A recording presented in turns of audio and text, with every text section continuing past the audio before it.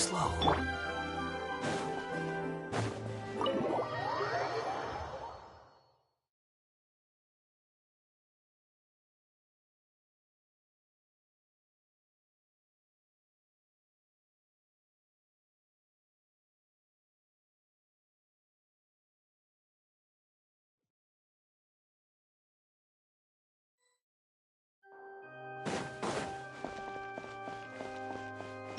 Rain outlines your fate.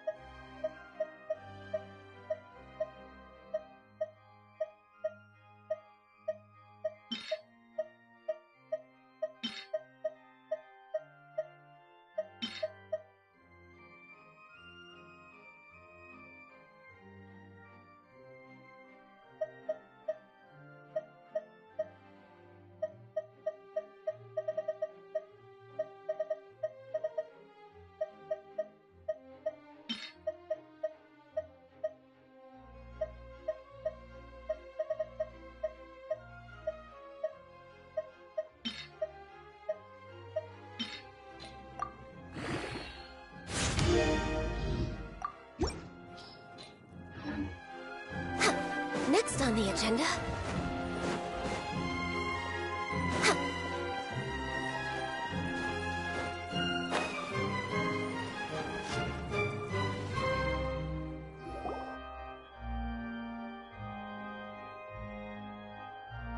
What do we do? The whole situation is so confusing.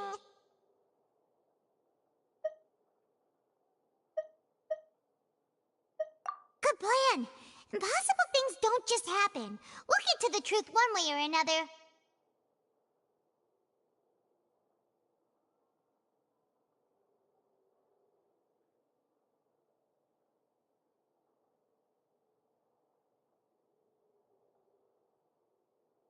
Just relax. Even if everyone else suspects Lenny and Lynette, at least we will be supporting them from the stands. Besides, I doubt Farina understands any more about what happened than we do. Thanks, Navia. Well, we'll be going then. Best of luck to you.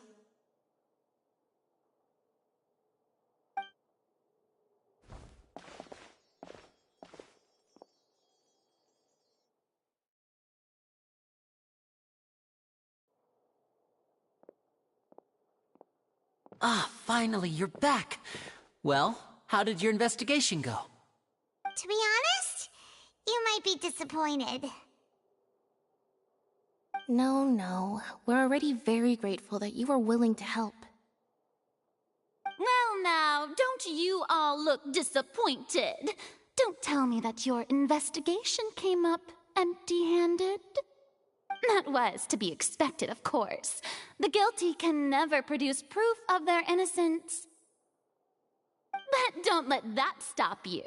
I shall be terribly disappointed should you, my most anticipated foe, concede so easily. Since both parties are present, I declare that the trial regarding the magic show incident is now in session. Firstly, in order for the audience to understand the causes and results of the incident, could we please have Mr. Linney explain the trick? Yes, of course. I will explain while Lynette demonstrates on stage. All the necessary items have been prepared.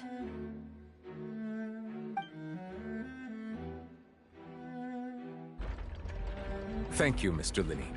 In that case, I take your statement to be that you ran to and remained hidden within the magic box in the audience stands once the trick began, and thus could not have committed the crime. Is this correct? Yes, that's correct, Your Honor. In that case, I call upon the prosecution. Lady Farina, do you wish to refute his statement in any way? Why, of course I do. Allow me to take the first shot and break this case wide open. Mr. Lenny is clearly lying. There is no way you could have been in the box the whole time if you were to abduct Halsey and murder Cowell. In fact, I'd say you were hardly in that tunnel at all. That is simply your hypothesis based on the presumption that I'm guilty.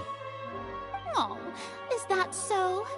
And if I may ask, what did you hear while you were inside your box? The roaring countdown of the crowd, of course. That's how I kept track of the time and built anticipation for the finale. And you didn't hear anything else at all? Nothing that might leave an impression of any kind?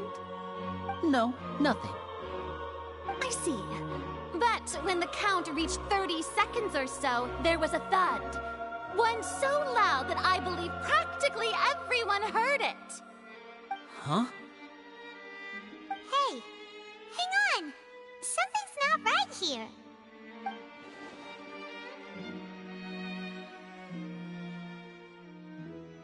Yeah, I'm sure he could have heard a noise that loud from inside the box. I was right by the box, and I definitely heard the thud. Look at those scales. Could those mean...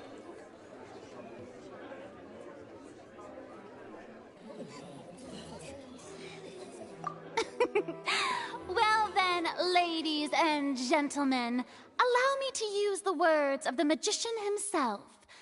You never know what can happen in the blink of an eye. Indeed, it seems his alibi can also collapse in the blink of an eye.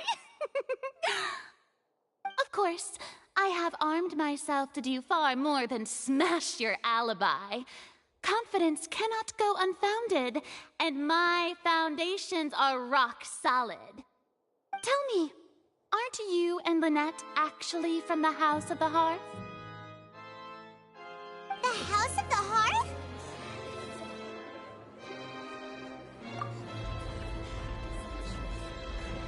No wonder they did something like this. So the serial disappearances were the Fatui's doing. Now it all makes sense. I've got a feeling that what happened on stage probably wasn't just an accident. That's irrelevant. Our identities have nothing to do with what happened. Indeed. Then perhaps you could tell us everything that happened during that 1 minute. Your first priority is to prove yourself innocent, after all. I'm sure there is little that needs to be kept secret now. Unless your script already has holes in it. The Outlander is speechless. My, oh my, don't they look flabbergasted? Now comes the infighting and discord, I suppose. This was almost too easy. Good thing I made all those preparations. Seems the all-nighter I pulled last night is really paying off. Hey, Linny! Why didn't you tell us this before?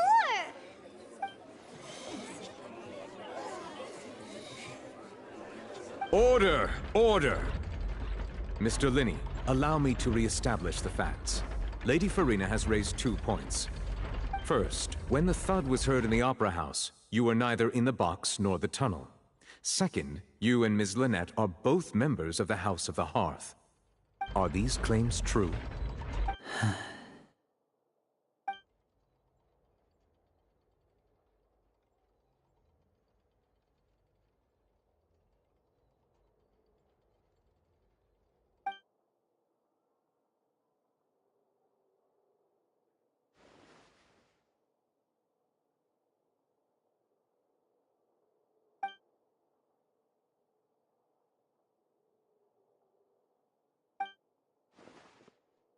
Please answer my question, Mr. Linney.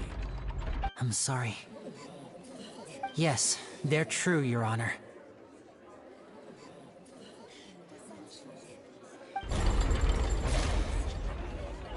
I knew it! Well, that's it. We might as well move on to the sentencing already. What should we do now? Granted.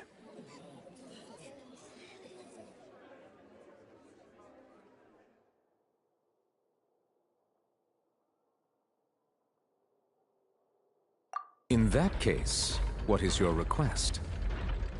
Is that really necessary? They're already as good as guilty. The defendant deceived their own attorneys. What is there left to discuss? Order! Order, I say! Your request is reasonable, and we shall adjourn. This trial will reconvene in 1 hour.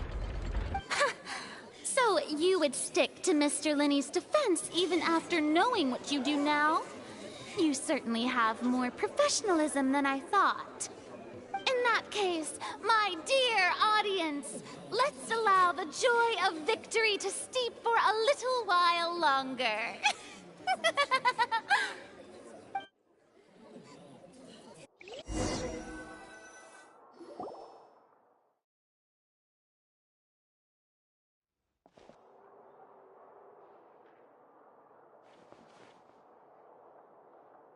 Well, this is awkward. I didn't think the Hydro Archon would dig all that up. I'm sorry, Traveler and Paimon. Yeah, sorry. Paimon doesn't know where to start. We trusted you two. We based our entire reasoning on the assumption that you weren't bad guys. Not to set the wrong tone or anything, but Paimon's really mad! I'm very sorry. I know you're angry, and reasonably so, but please, let me explain. I know you've clashed with the Fatui several times before. I wouldn't be surprised if just hearing the word is enough to make you upset. But our organization is very, very large, and the Harbingers have very different personalities and goals. Right now, we want to save people. As many as we can. That's right. I'm sure we're on the same page when it comes to this nation and the disaster that its people might face. I knew if it weren't for our respective identities, we could become good friends. That's why I didn't wish to flat out lie to you, but chose to hide some details instead. The truth is very important, but being completely transparent about everything would see us spending more effort than we need to.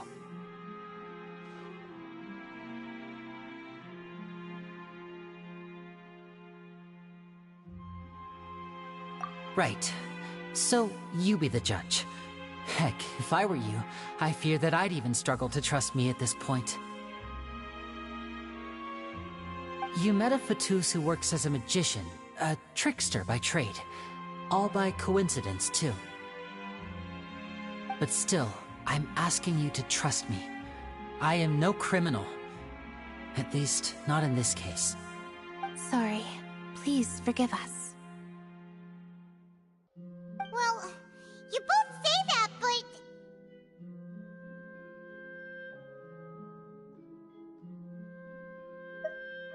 Right, let's hear your answer first, and no lies now! Of course. I'll answer any question you ask.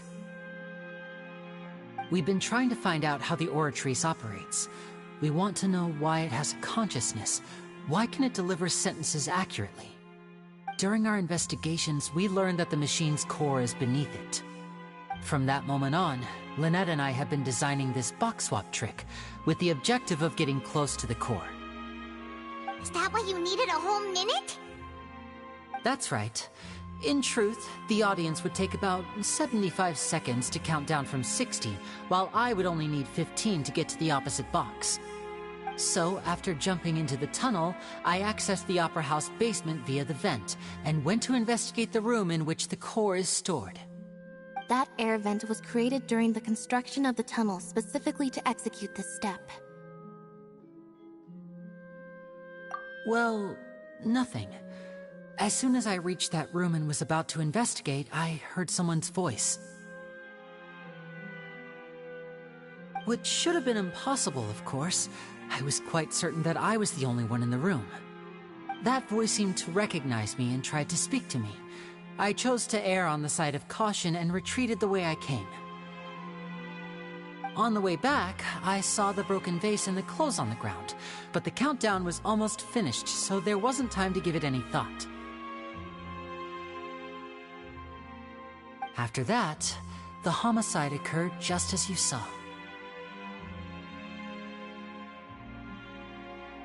Well, that explains why you didn't hear the thud. Because of that prophecy I told you about, of course. We must know all we can about this nation's secrets in order to deal with that prophesized crisis. That's the only way we can save everyone. So, there you have it. The whole truth. I swear, I didn't hide anything from you this time.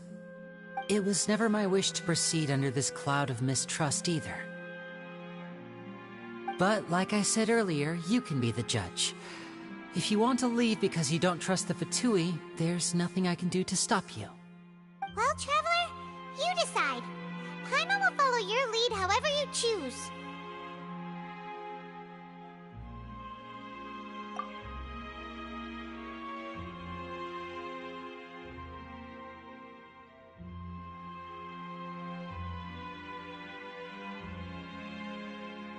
Okay, thank you.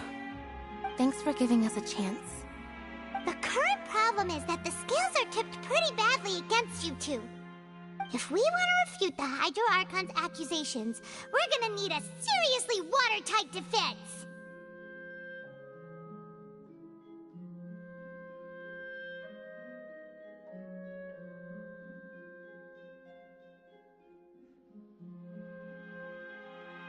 Huh?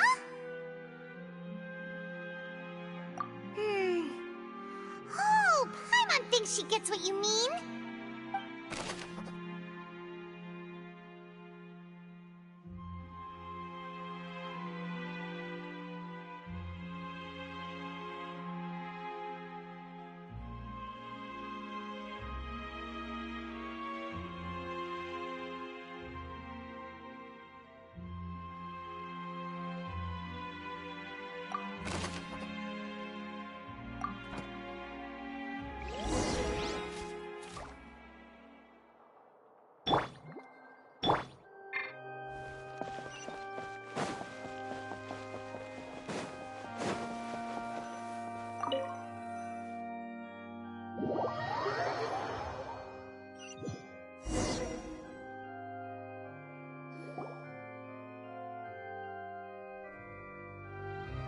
Both parties have returned to their positions. Let us continue the trial. When last we left off, Mr. Linney acknowledged the new evidence presented by Lady Farina as fact. Therefore, Lady Farina may continue stating her reconstruction of the events. That took long enough. Now then, if everyone would lend me their attention. At this stage, let's revisit that scene from Linney's perspective.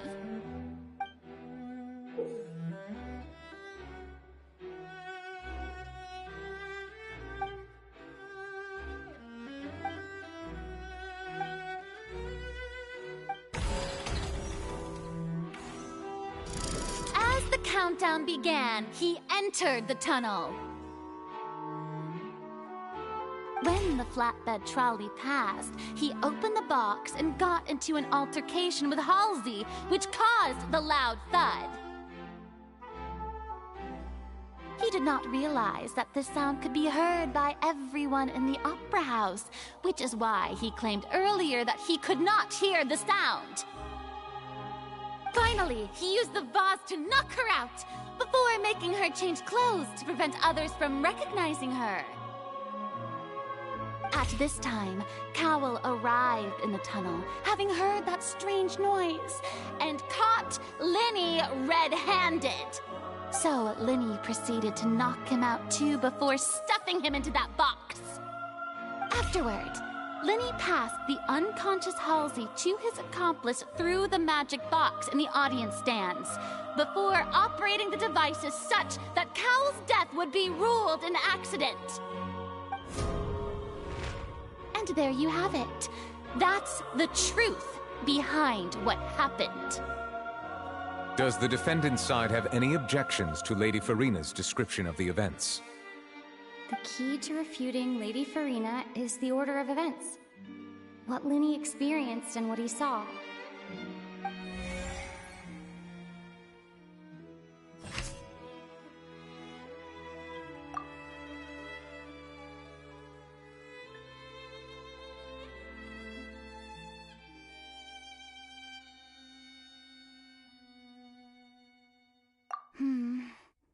Seems this won't produce a particularly effective rebuttal.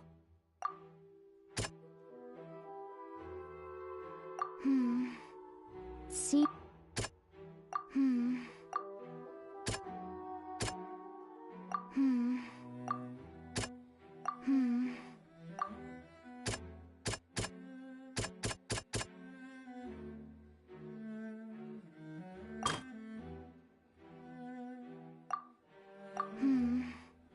Seems this.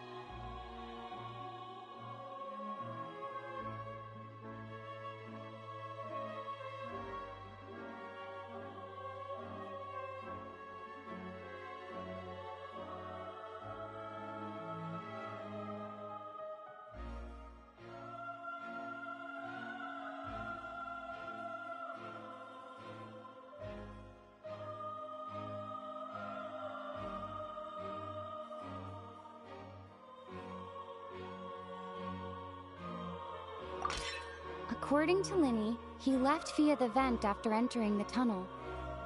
He couldn't have had that altercation with Halsey.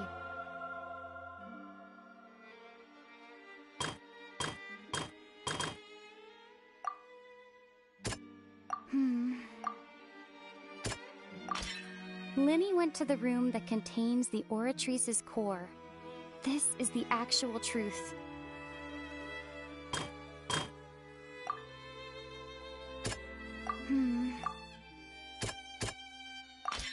Lenny did not take part in the underground altercation. He only witnessed traces of the aftermath. Attention! Ace Detective Paimon has something to say! When the countdown started, Lenny did indeed go into the tunnel. But he immediately used a vent to access the Opera House basement, which is where the underground core of the Oratrice is stored. Once he reached that area, he heard a voice in what should have been an empty room.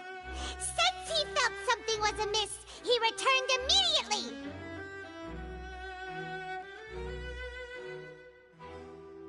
The crime scene had already developed by the time he reached the tunnel again, and in order to complete the magic trick, he did not remain there for any length of time. Finally, he reached the surface, and that was when the accident happened from his point of view. Therefore, he's innocent!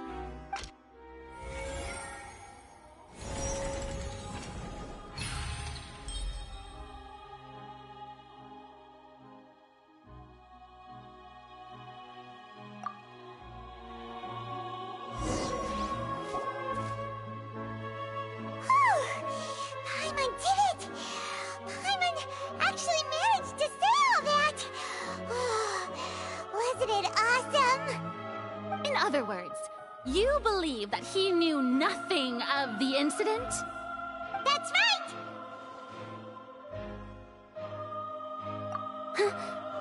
My reasoning? If that's the case, then if Cowell hadn't entered the tunnel, who was the entire setup meant to kill? Assuming that what you say is true, Linny only needed to kidnap the young girl to cause a new disappearance case. What would the point of killing someone on stage be? Oh, they have a point. That's right, you tell him! And that's why they're partners of mine. They've managed to turn things around. Oh, well, your denial is very strident, I'll give you that. But what proof do you have to back your claims?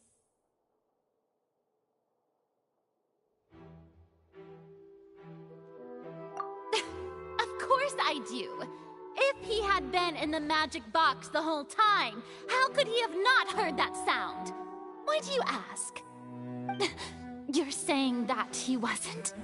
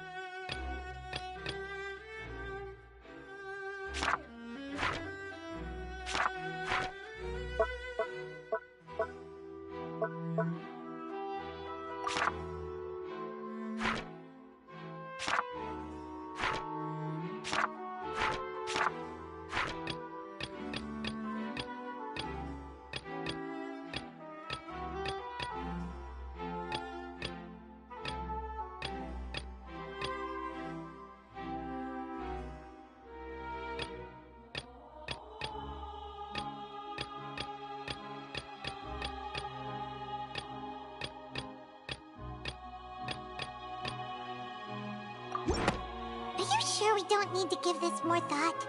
Paimon thinks there's something off here.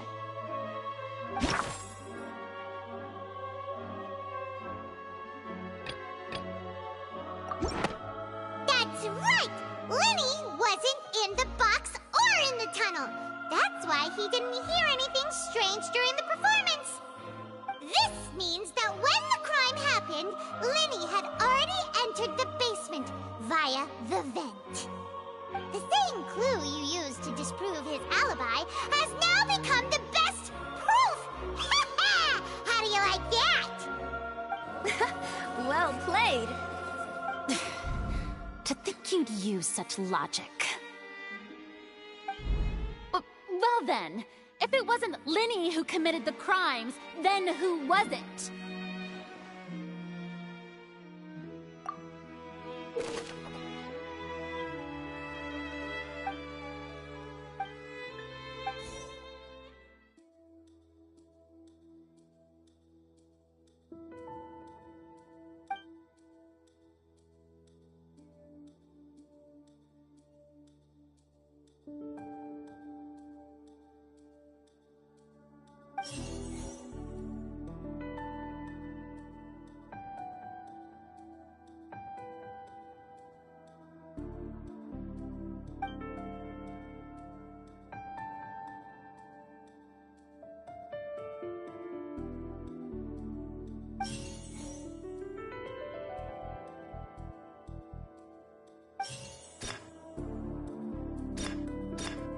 Could there have been a third person involved? Is that really a possibility? The deceased's name is Cowell, Linny's assistant. He would have been able to tamper with the equipment.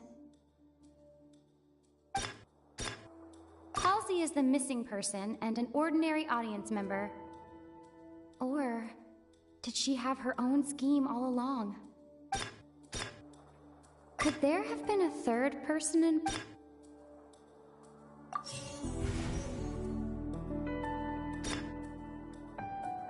The deceased's name is Cowell.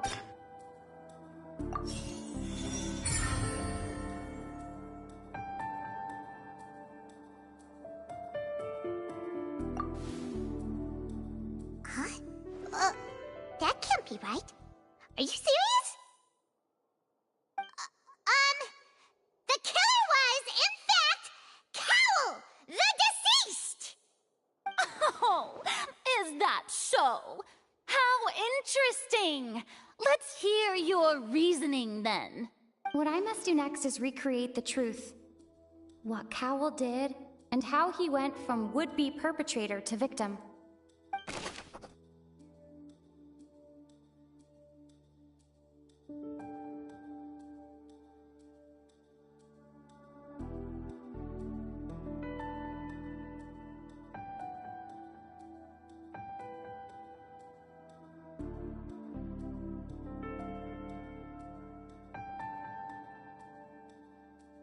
No one entered or left the opera house through its entrances. So, where would the criminal have wanted to take Halsey? The deceased's name is Cowl, Linny's assistant. He would have been able...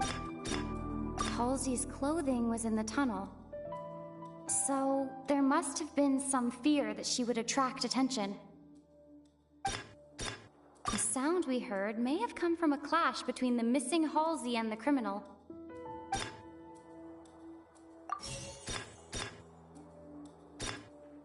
Linny was not in the tunnel at that moment, which gave our criminal ample time.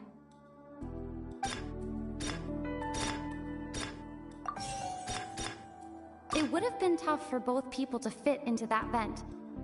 They would likely have bumped into Linny as well.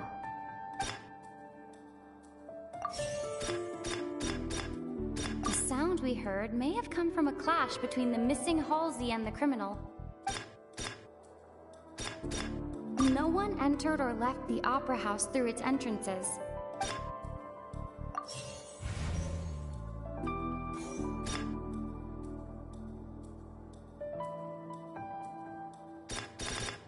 It would have been tough for both people to fit.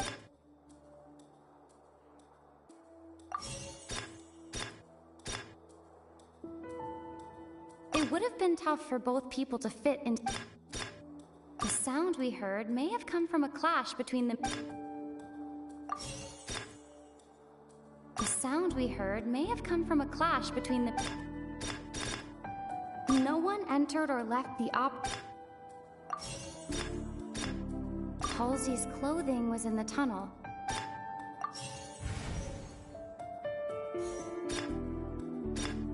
No one entered or left the opera house through its... The deceased's name is Cowl, Linny's... Halsey's clothing was in the tunnel. It would have been tough for both people to fit into that.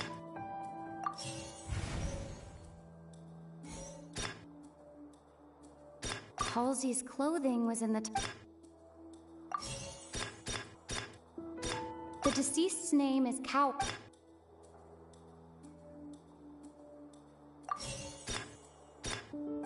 Linny was not in the tunnel at that moment.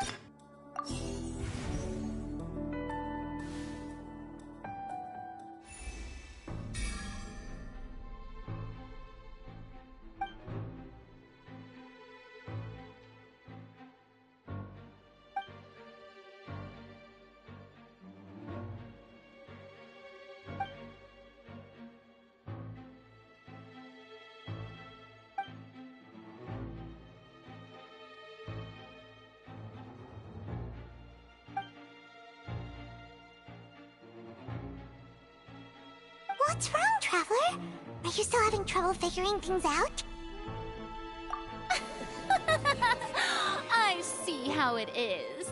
So this was all just a bluff. And here I thought you had something to show for it. But it seems you're still far from the truth. Look, since we're at a dead end, why not consider a different track? Just like the trick as it transpired, the end result must have been utterly different from the magician's initial design. If only we knew how Halsey disappeared. Well, that would be nice, but the tunnel only has 3 exits, and none of them seem very likely. And it's not like this is a magic trick where you can just make a real live person disappear. You know, like you did from that water tank, Lynette.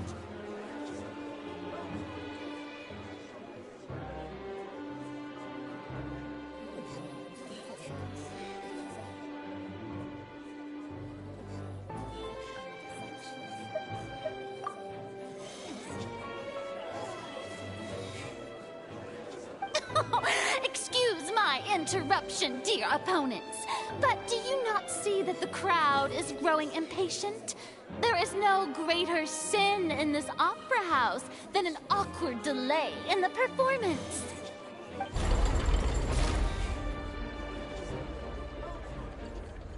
If the defense is unable to make further effective arguments, we will move on to the next stage of the trial.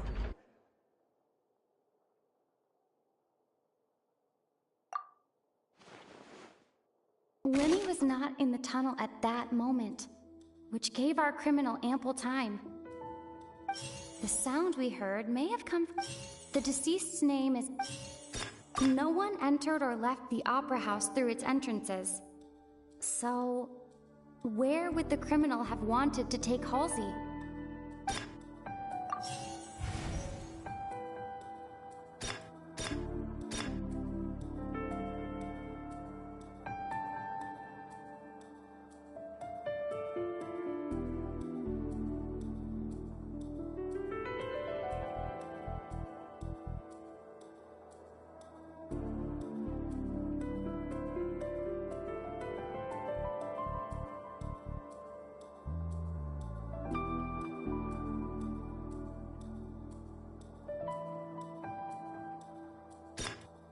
Halsey's clothing was in...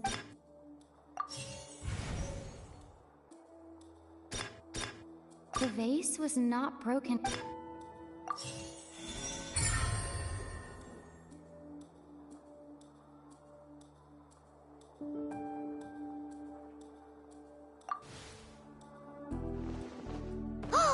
Paimon gets it!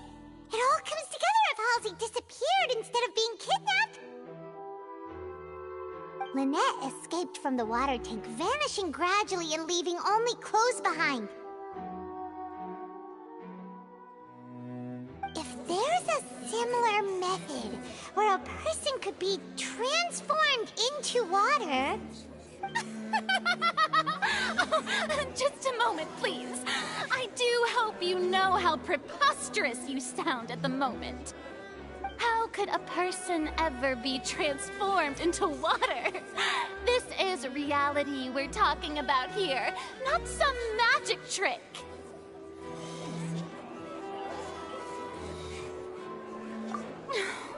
Must we really? I should think that of anyone. Your friend Linny already knows this truth very well. Magic tricks are ultimately just illusions and misdirection. But Halsey's disappearance is very real. We're talking about two completely different things. Even so, I trust the Traveler's judgment. The truth must be out there somewhere. Perhaps some new line of reasoning may open if we try to gather all the focal points that don't make sense. Since Cal was the deceased, we haven't placed much attention on him. But given that we aren't making much progress with the case, it wouldn't hurt to have a look at his belongings, would it? People really do come up with all sorts of harebrained schemes when at the end of their rope. The way I see it, your suggestion that we broaden the scope of our investigation is nothing but a tactic for stalling the trial. Nevertheless, I believe that this is a reasonable request on the part of an attorney. Since the trial does indeed appear to be at an impasse, I believe that additional evidence may help us make more progress. Guards, please step into the lounge and examine the personal effects of the deceased, Cowell.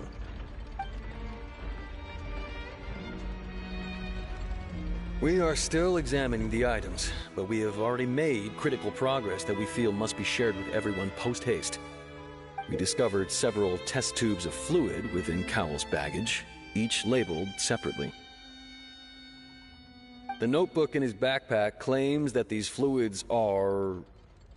water from the Primordial Sea.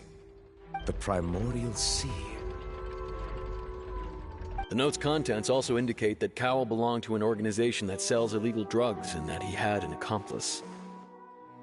The notebook has many entries concerning safe usage of these fluids, in which the keyword dissolve appears many times.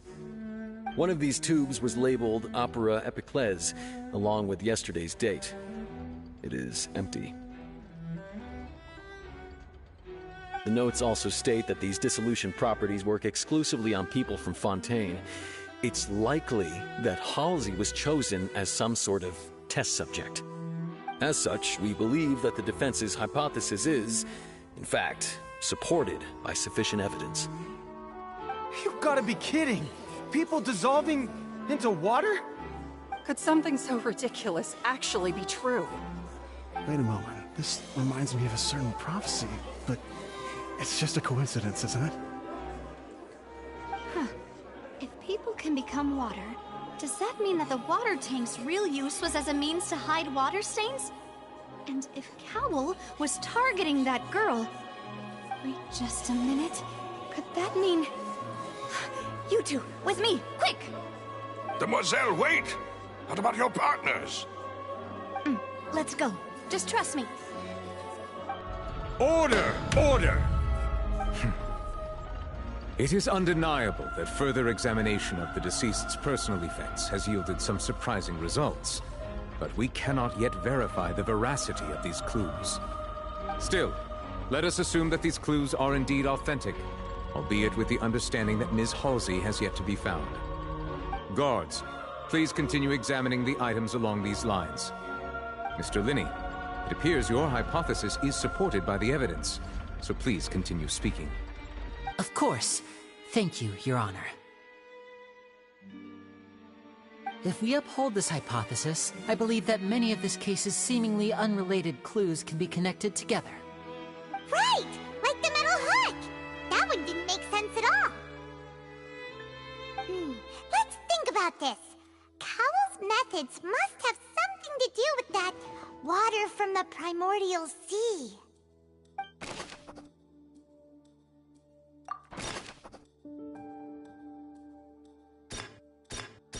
The water from the primordial sea should already have been prepped before Halsey entered the...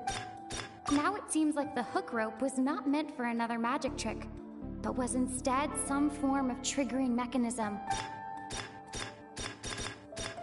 The water from the primordial... Now it seems like the hook rope was not meant... The rope that strung the water tank...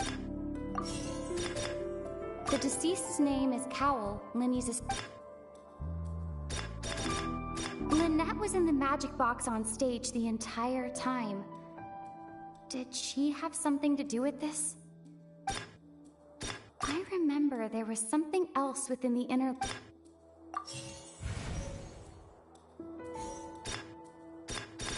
I remember there was something...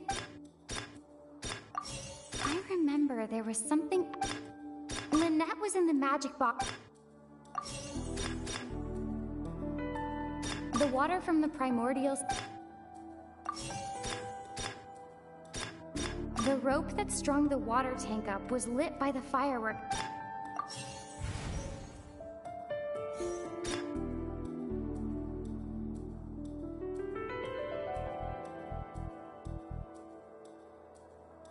The rope that strung the water tank up was lit by the fireworks and cut. As such, the focus here is on the water and not the tank.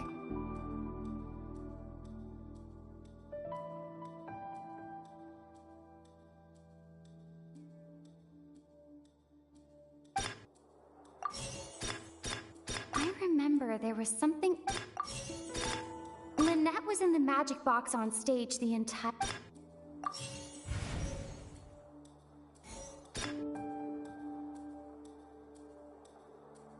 The deceased's name is Now it seems like the hook rope was not meant...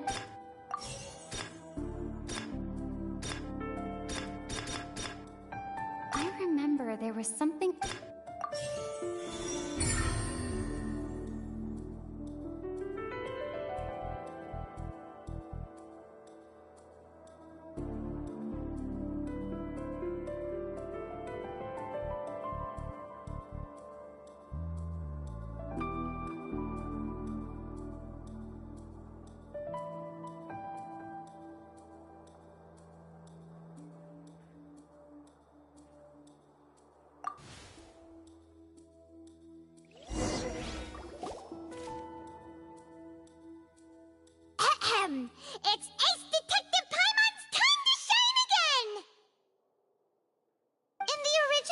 plan, Cowl would tamper with the water tank rope, and the number selector securing his target. When the magic box containing Halsey was lowered, the metal hook would retract gradually and pierce the balloon at the top of the box. When the balloon attached to the box popped, the water from the primordial seed inside it would pour down and dissolve Halsey. Afterward, Cowl would enter the tunnel and break the flower vase to conceal the water inside the tunnel, with the remaining evidence being covered up by the water tank on stage. But he encountered something unexpected in the tunnel, and wound up being fatally hit by the same water tank he meant to use to cover his tracks. Huh. That does make sense. That actually links together a lot of the more confusing pieces of evidence.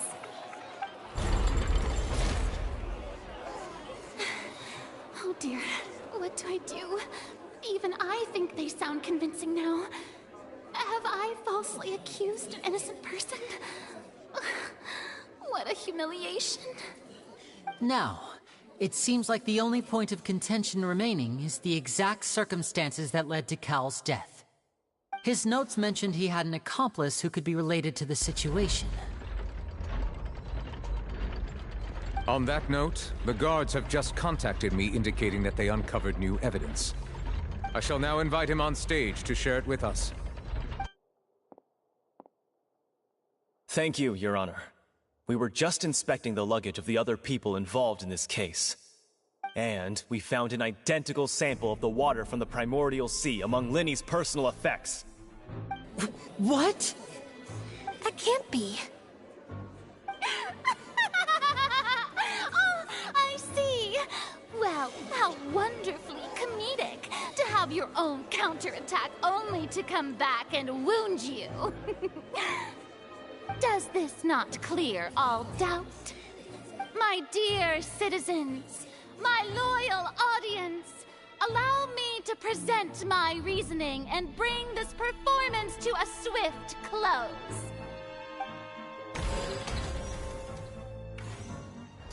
Linny did not need to take part in the dissolution of the young woman at all. Indeed, he did leave the scene via the vent. Having made modifications to the props beforehand, his accomplice Cowl then caused Halsey to vanish using the water from the primordial sea. But upon his return, in cruel avarice, Linny desired sole credit and prepared to do away with his partner in crime.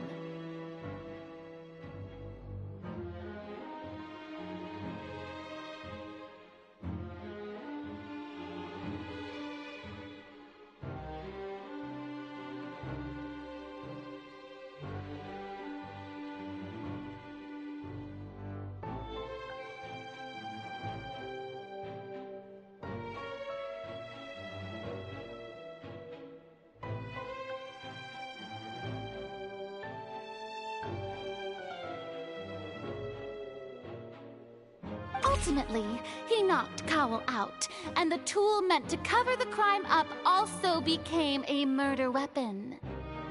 Now, as much as I regret having come to such a viciously straightforward conclusion, it does seem that the famed Fatui is quite the cold-blooded and ruthless organization. Am I right, Mr. Linny?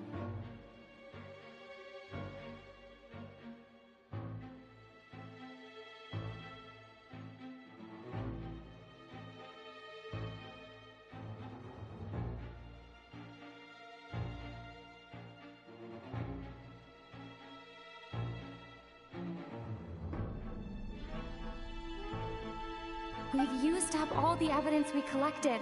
There's no way for us to make a rebuttal here. Is this the end of the road?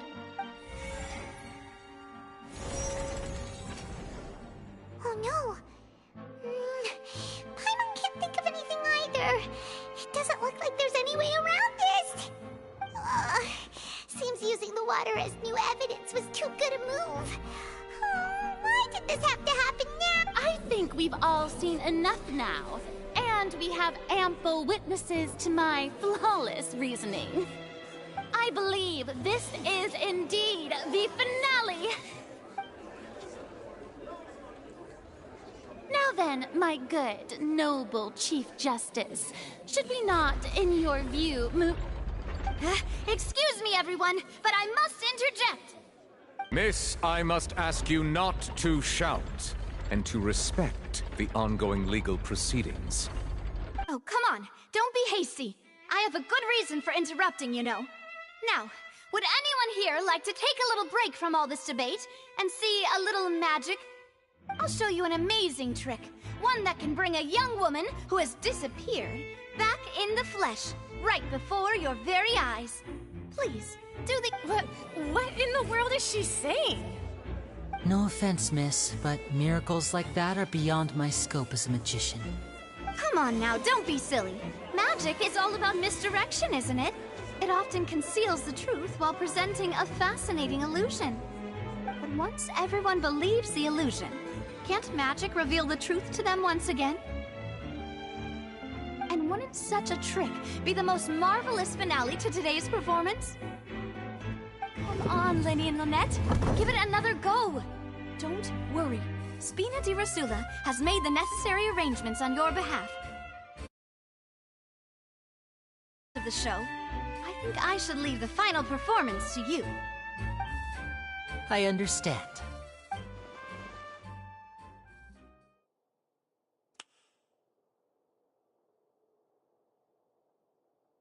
And voila!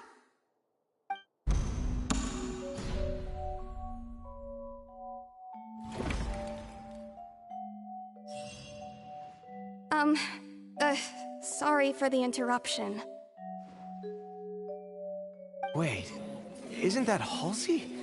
So the whole thing about people dissolving wasn't true after all?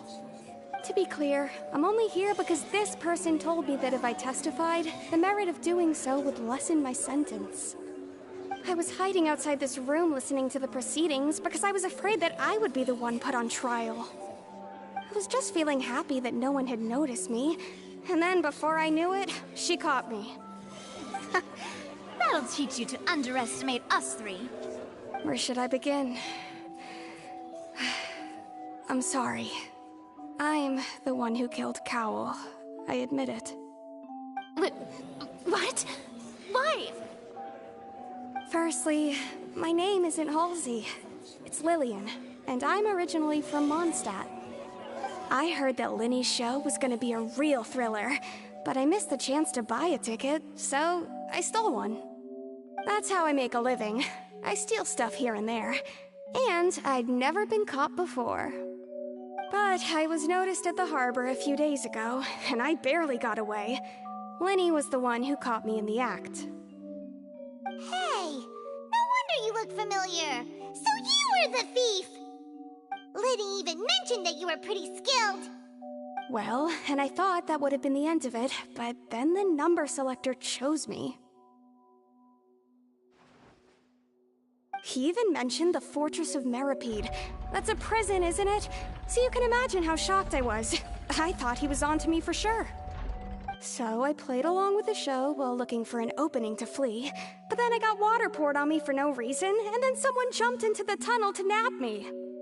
I wasn't going to take that lying down, so I knocked him out and stuffed him into the box. There was nowhere to run from there, though, so I had to change my clothes and hide in a box containing performance costumes. I slipped out after the first guard arrived at the scene and continued hiding inside the opera house. Can a person even hide in there? But I swear I didn't know that the water tank would fall down. Really, I swear it. Had I known that, I wouldn't have put him in the magic box. I may be a thief, but I'm no killer. Well, that makes everything pretty clear now, doesn't it?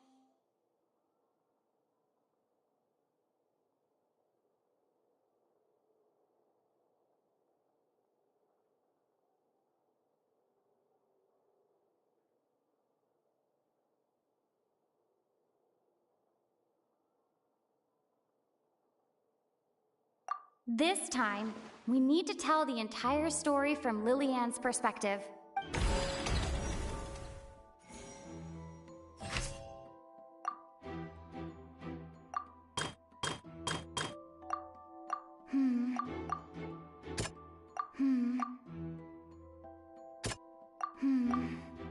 Seems this won't produce a particular...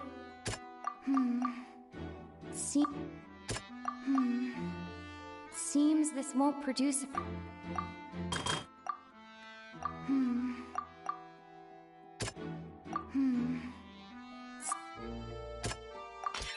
The strange sound wasn't from a fight. It was Lillian's attempt to break out when she was frightened.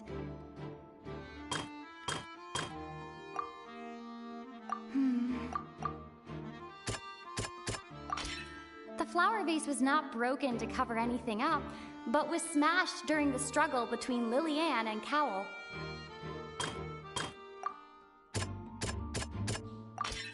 Lillian was afraid that she would be recognized if she left, so she changed clothes and hid, biding her time. Just what one might expect of an experienced thief. And it's Ace Detective Paimon time! Having been selected out of the blue, Lillian panicked. Her panic only intensified after she entered the tunnel and had water poured on her head. So she kicked the door open, producing the thud we all heard. Hearing the commotion, Cowell leapt into the tunnel, only to discover that Lillian had not dissolved.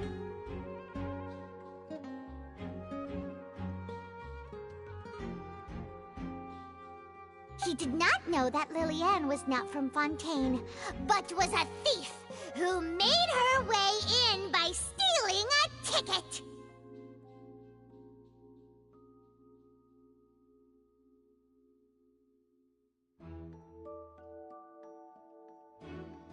Mistakenly believing that the water from the primordial sea needed time to take effect, he tried to force Lillian back into the box. The two broke the flower vase during the struggle, but Lillian came out on top, knocking Cowell out and putting him in the box. With no way of escaping, she changed her clothes and hid in the costume trunk until the performance ended.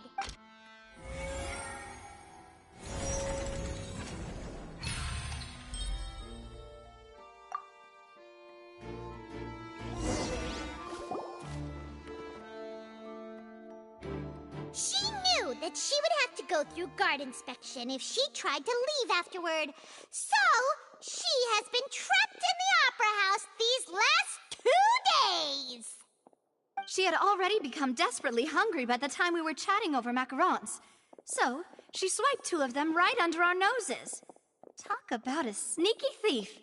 At this point, all the events that happened in the tunnel have now come to light. Ah, so that's the whole story. Bravo! Bravo!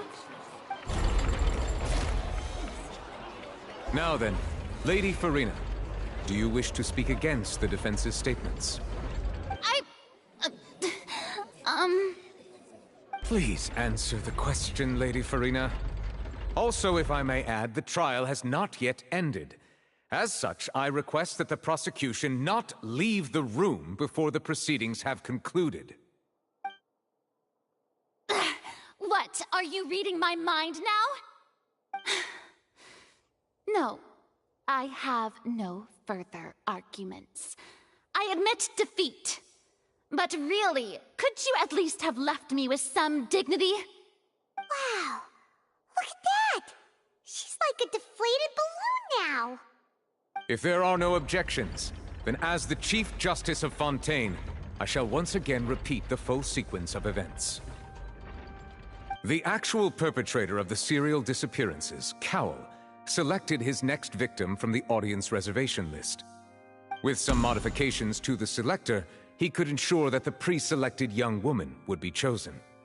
To cover up any evidence while committing the deed, Cowell thought of allowing the water tank to fall, which would conceal the water left behind after the young woman was dissolved. He also tampered with the rope suspending the water tank, using the fireworks at the end of the performance to cause the tank to drop and hide the watermarks. He poured the water from the primordial sea into a balloon during the preparation of the magic box and stuck it to the box's lid. Finally, he passed the prepared hook on a rope through the gap in the magic box's door when bringing the young woman to said box. When the magic trick officially began, the box containing the woman was lowered into the tunnel, tightening the hook rope and bursting the balloon containing the water. If all had gone to plan, the young woman would be dissolved at this time.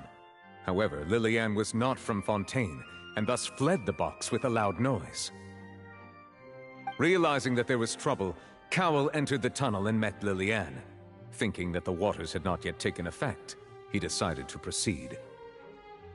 However, his opponent was more capable than he thought, and he was overcome, knocked unconscious, and placed into the magic box, and thus became his own final victim.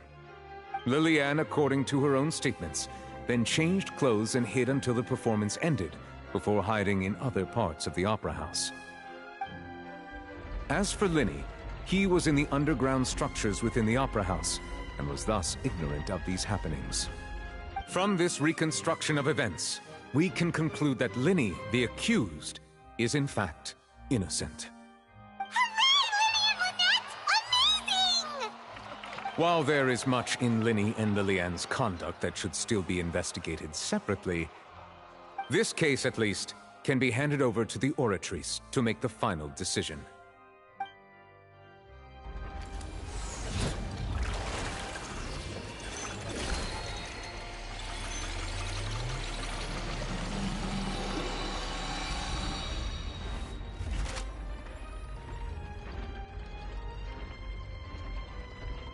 As such, Linny and Lynette are officially declared not guilty.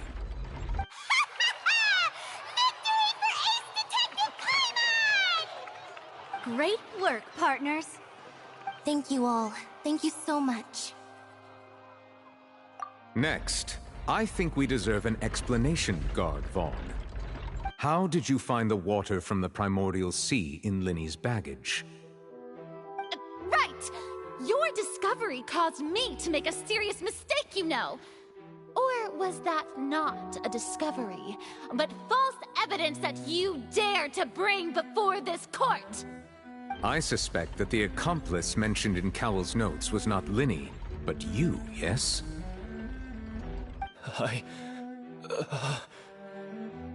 I'm sure you know what you must do to lessen your sentence. Speak quickly! Unless you want to earn yourself a one-way ticket to Coupon Town. I was just following orders. We were supposed to place blame for the serial disappearances onto Linny, and thus cause suspicion to fall on the Fatui. The higher-ups said this was the best opportunity to do so. And now that your plan has fallen through, and the secrets of the water have been revealed, you have become a liability to said higher-ups, yes? Therefore, you would be wise to tell everything you know, and seek the protection of the guards. Yes, I'll tell you everything I know. Our boss discovered that the water can cause people to dissolve. It can also be made into a potion, which when extremely diluted, can cause people to experience unforgettable exhilaration. We've been in this business for a while now, and have made decent more off it. The disappearances were also the boss's idea. I mean, this is the boss we're talking about.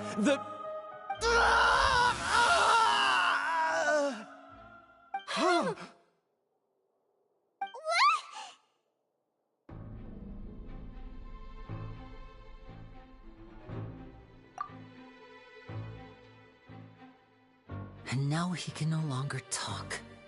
Such ruthlessness. I shouldn't have expected any less of them.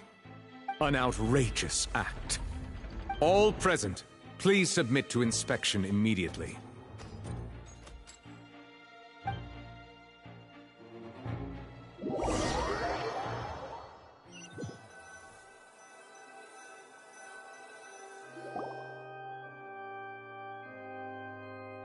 So, we're just going back now?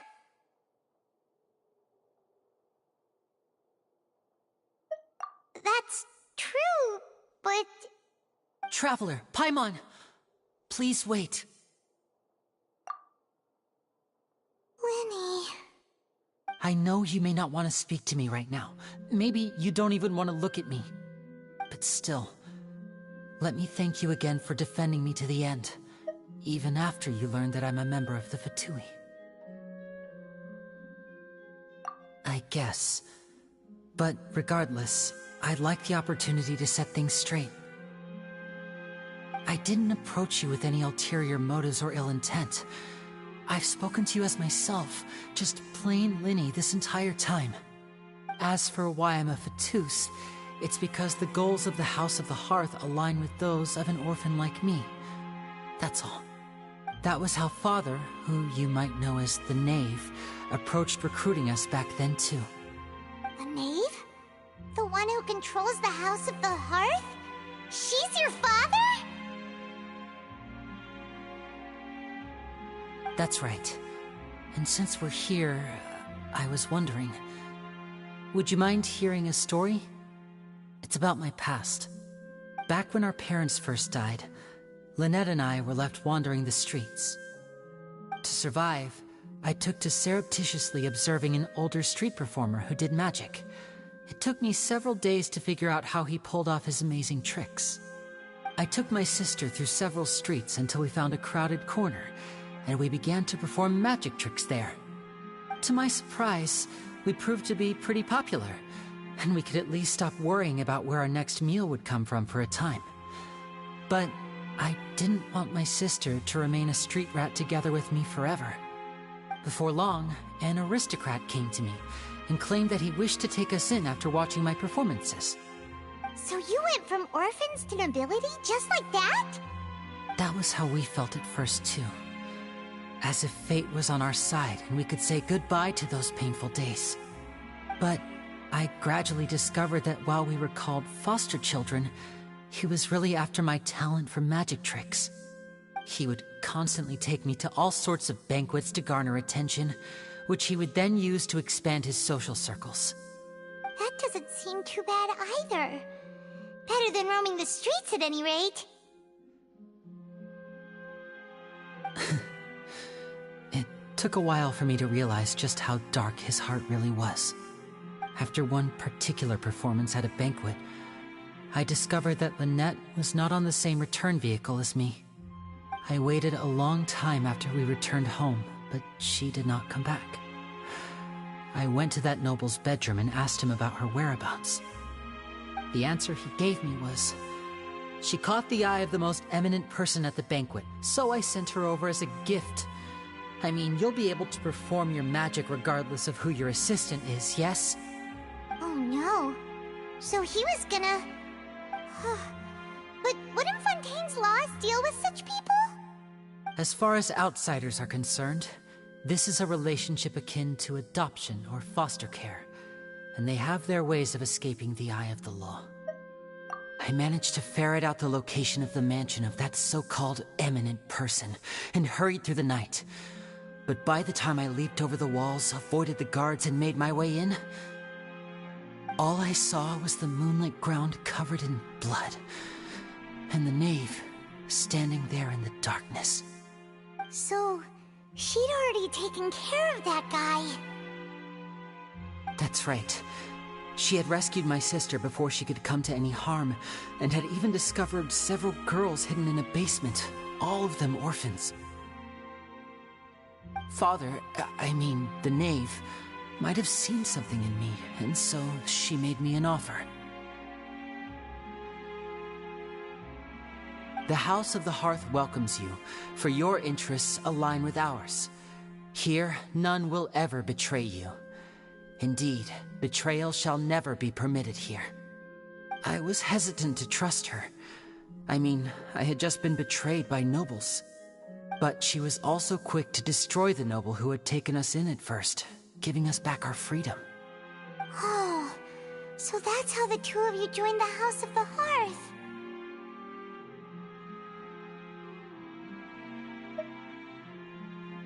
She has her own plans.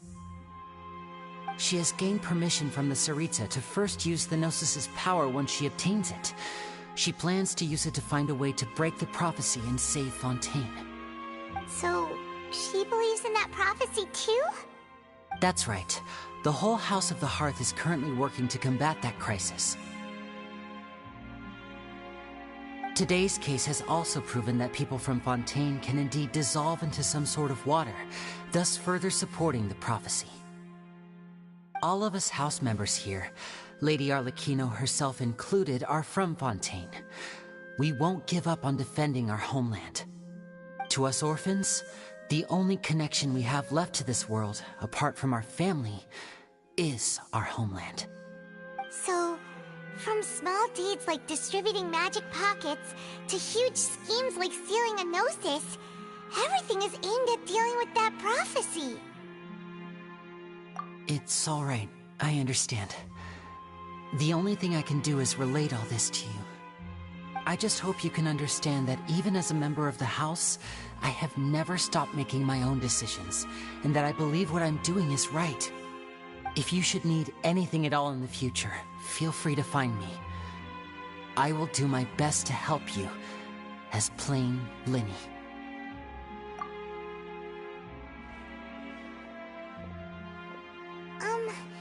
Bye, Linny!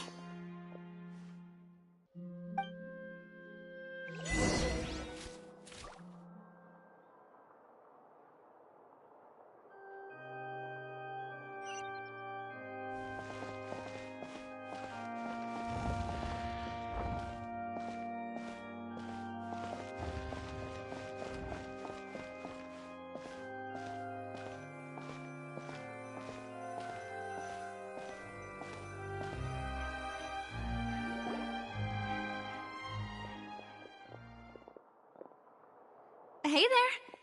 What was with the disappearing act you pulled right as the trial ended? Were you looking for us, Navia? Well, this whole thing isn't exactly over, is it? I do feel that we're getting closer to solving the serial disappearances case, though. Don't you think so, too? Huh? What's wrong, my dear partner?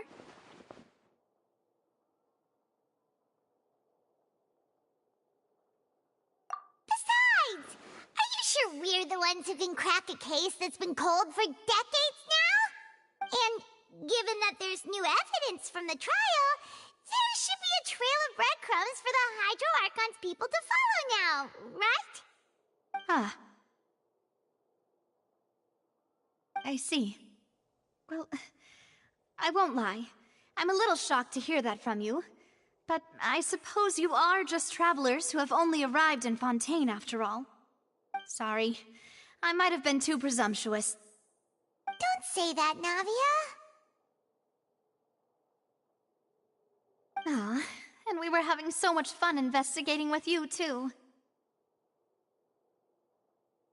It was like having new waters flowing into a stagnant mire, causing new hope to spring forth, and the reflection in the murk to become clearer. Well, sorry about that. I'm a bit prone to nostalgia. Don't mind me.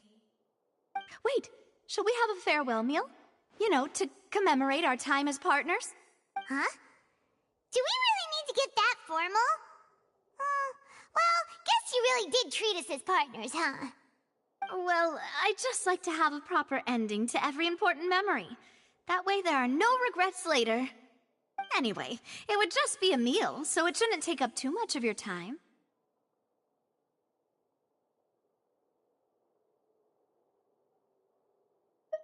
You don't have to twist Paimon's arm. If Boss Navia's treating, count Paimon in! Oh, wonderful. In that case, why don't we return to the Court of Fontaine and head to the Hotel de Boer? I believe we'll make it just in time for dinner. All right then, let's have our farewell meal!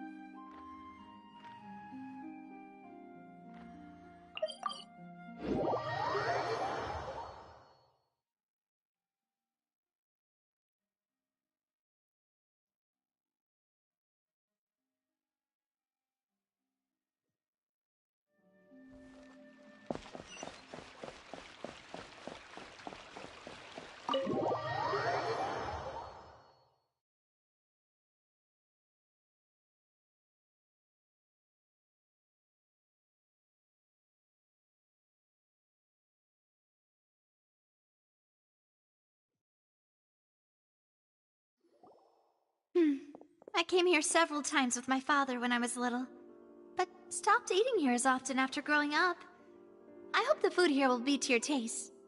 Oh, don't worry. We haven't eaten at a hotel like this in a while. Paimon's getting excited already. In that case, I'll go order for us first. Please wait here a moment.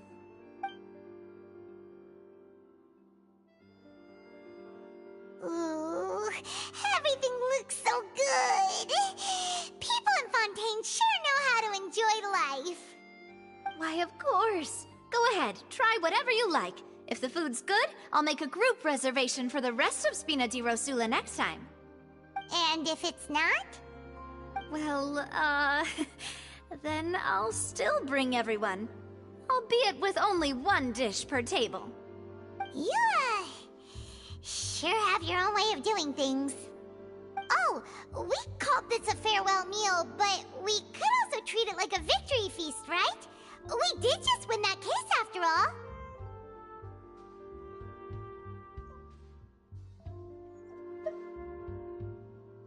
Oh, true. Very true. In that case, boss, we'll have another 2 dishes. Huh? Paimon didn't mean that you had to order even more food.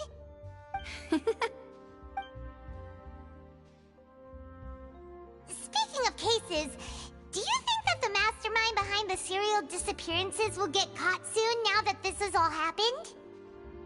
Well, we've certainly taken a big step forward, but I feel that's about it. We know that there's an organization that means to dissolve these young women, but we still don't know what they are really after. If it hadn't happened right in front of us, Paimon wouldn't have ever believed that a person could be dissolved like that. Right? Yet it was because this was such a preposterous notion that the investigation could never really move forward before. Ugh. If only that guy could have finished speaking! We were so close to hearing who was behind it. In such investigations, even the smallest step can seem like a yawning chasm if the trail of clues is cut off. To be honest, I don't have high hopes for any follow-up that the authorities might conduct. It's not that I don't have faith in their ability, it's just that a different perspective is required in some matters. It's easy to guard against and deceive a single narrow perspective. A shift in thinking is required at such times in order to produce a breakthrough. Which is exactly why the Spina di Rosula exists. Those highfalutin folk are not all-knowing. That's why we exist. To seep into the cracks where filth falls through, where their watch fails them. That's the kind of problems we solve. Seems Paimon thought things were simpler than they actually are. It's all right. Well, this was supposed to be a farewell meal, so I doubt you have further interest in this business, right? Let's talk about something else. Like, what are your future plans? That's true. We didn't have a chance to speak to her after the trial ended. It didn't really seem like the right time or place to do it anyway. I see. So, your primary objective, which has been foiled so far, was to have a chat with the Hydro Archon. I've heard that there's a long line of people waiting to meet Lady Farina. I suspect you'll be waiting for quite a while, considering that you missed your chance today. Yeah, we've heard that she's super popular here in Fontaine, and that it'll be tough getting any of her time. Well, would you consider some more, unique ways? Perhaps even methods of, let's say, questionable legality? Guess that's Spina di Rosula's boss for you. Chock full of sketchy ideas. Well, what did you have in mind? Well, one way would be to infiltrate a performance troupe at the Opera House, only to abandon your act at the play's climax and ask to speak to her after the performance. I'm sure Lady Farina would be eager to see the ending, and would agree in order to finish watching the play, don't you think? Could you suggest something a little more practical? This plan seems pretty hard to pull off. We'd have to go learn how to act, and acting right, here's another. Find a way to conceal yourselves under her bed. Then, wake her up in the dead of night and demand answers. Don't let her go back to sleep until she answers all your questions. I can personally testify that this one works. When I'm sleepy, I'll do anything as long as I can finally get some sleep. That might work, but that's not really the problem. The problem is we don't want to get ourselves arrested. Ah, valid point. I overlooked that part. I was just thinking about leveraging a person's desire for sleep. All right, no more joking around. Perhaps you could... Oh, I don't know. Cut the line when she's on a break. You did defeat her in court, clearing citizens of hers from false accusations.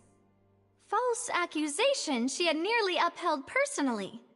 I imagine that she feels quite ashamed about the whole thing. You mean that if we catch her while she's on a break, she might be too embarrassed to refuse? Oh, that does make some sense. Why don't we give it a try after this meal? You know, strike while the iron is hot and all. Huh? Paimon, did you drink my Fanta?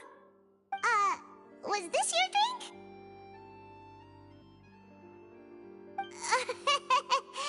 Sorry about that. Paimon wasn't really paying attention and the cup was right next to Paimon.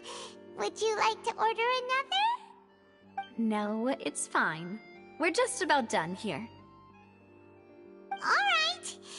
Honestly, Paimon wouldn't recommend Fanta anyway. It tastes kinda salty and icky. Is that so?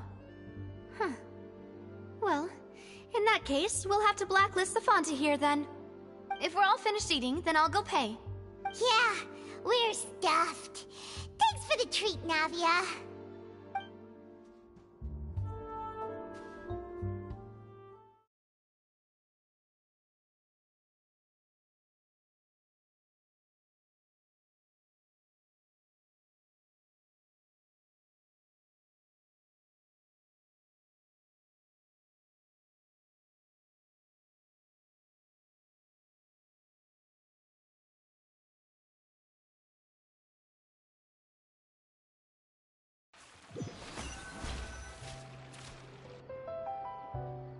Oh, so full. Paimon can barely float anymore. Nah, that would be so... normal. You know, like you. Okay. As for expenses this month, we're left with... Hey, Navia! What are you doing over there? Oh, nothing. It was just a meal, you know? Nothing the Spina di Rosula can't cover.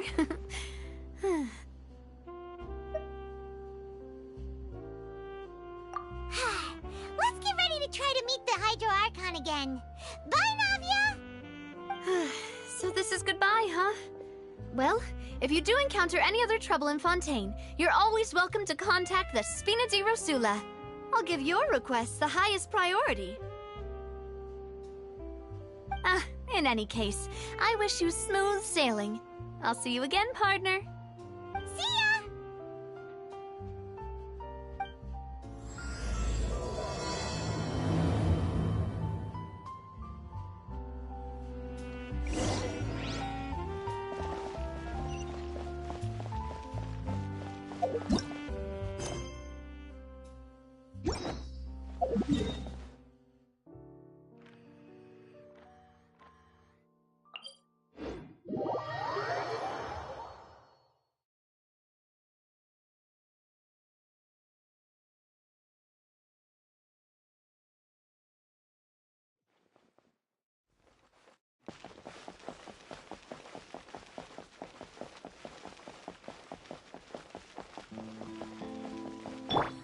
Squall and Fury.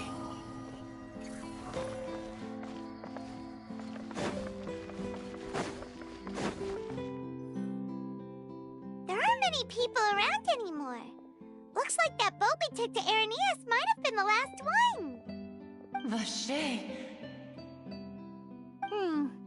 Looks like we're back here again. Huh? Traveler? Are you hearing voices again? Ugh, that's kinda spooky. Are you sure we don't want to come back in the morning? Vache? Vache! Hey, why are you still walking towards it? There might be something nasty in the water. Huh? Hang on. Paimon can kinda hear a voice. It's calling for Vache, right? Hey, traveler! Stop walking! Come on, wake up!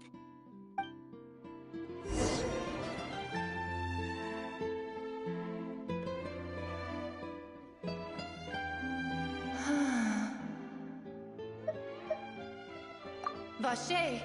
Are you... my dear Vache? No, wait. You seem to be someone else. Do you know Vache? Do you know where my love is? I'm... Wait. Who am I? I'm very sorry. I fear I do not know. My memories feel like they have been washed away like a flood. So many fragments dissolved amidst the tide, never to be recovered. How much have I lost? How many things that I once held dear while on land have I since forgotten? Yes, that is what I was once. But now, I am but the consciousness of one who has lost their form. I do not know how I came to be like this either. I only vaguely remember being covered in light blue water, and then all grew dim. I also remember going to many places. I loved adventure, loved exploring places of peril. No matter where I went, Vache would go with me. I knew how dearly he loved me, and I also loved him equally as much. But now, we can no longer go back. The pain of such parting, I never knew how heavy it could be. No, our reunion no longer has any meaning. There is no way for us to create any new memories. The thought of me gives him no succor, so let it lie forgotten beneath the waters. If you meet Vache, tell him not to look for me. Tell him to move on. That is the only thing I still remember.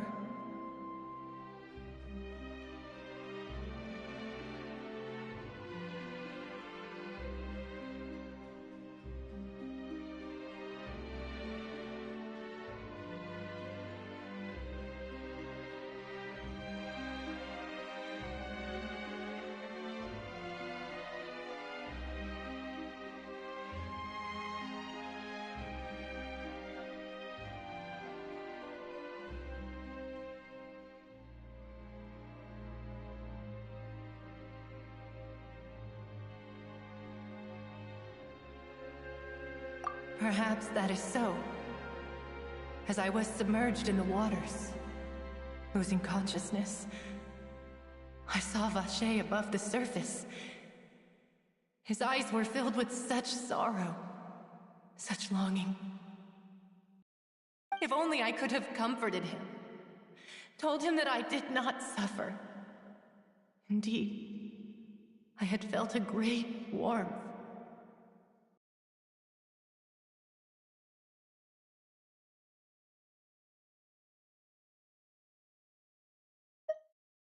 Is that what you call it? Dissolving? If anything, I consider it a form of release. It was a state of neither fear nor frenzy, with only an endless peace, like the water's still surface. I could also liken it to being a thirsty person who drinks water for the first time, and only then sees how they have lived for so long in a world of endless want and anxiety. I think I hear your companion. It's time for you to go, I think. Farewell, then. I am glad that you were able to sense my presence. Remember, if you see Vache, tell him not to seek me out any longer.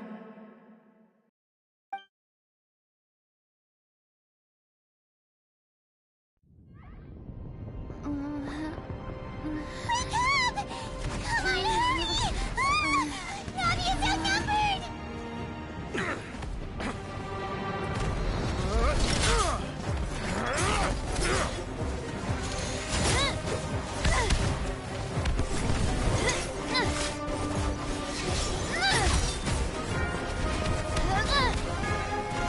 Demoiselle, look out!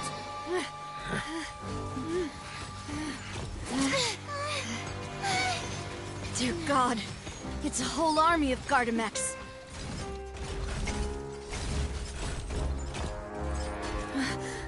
Clorand?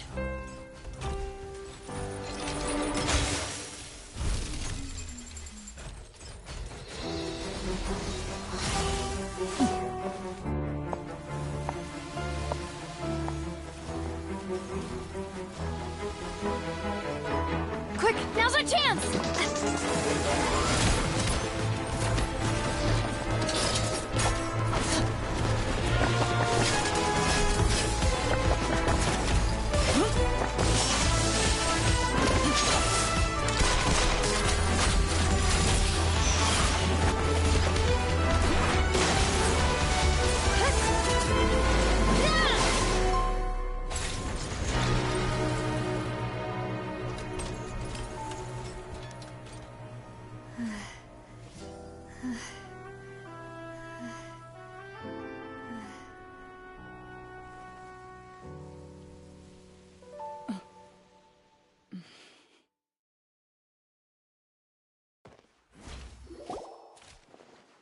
I should thank you for lending us your sword there, Clorand. But before I do so, could you explain how you managed to show up here? I followed you. It seemed to me that danger has followed you more closely as of late. I believe that following someone without their knowledge is actually called stalking, is it not? Mr. Callus's last wish was for me to ensure your safety, and I will not betray his trust. He would do the same, were he alive today. Do not speak of my father! Sorry, Demoiselle. I was not strong enough. Thank you for your aid, Miss Clorand, but do keep an eye out for your manner of speech. I believe we all wish to avoid unnecessary emotional harm. Sorry, I did not consider your feelings. Whatever. What else do you know? How did you come to the conclusion that I'd be in grave danger? I doubt I know much more than you, but I believe that the mastermind behind the serial disappearances is very powerful. Your performance tonight will almost certainly attract their attention. I'm sure they've known about me. To be honest, I'm shocked it's taken them this long to act against me. And what about these Gardamex? I thought only those associated with the Maison Gardiennage could control them.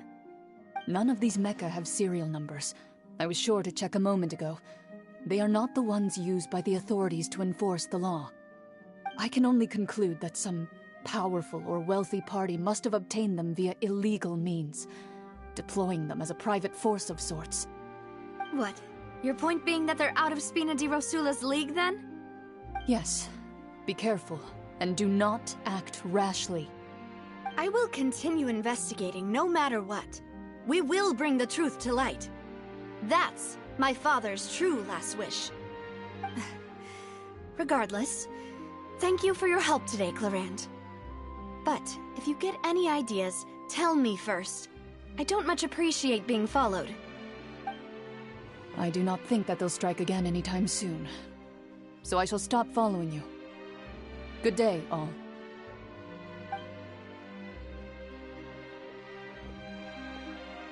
Right.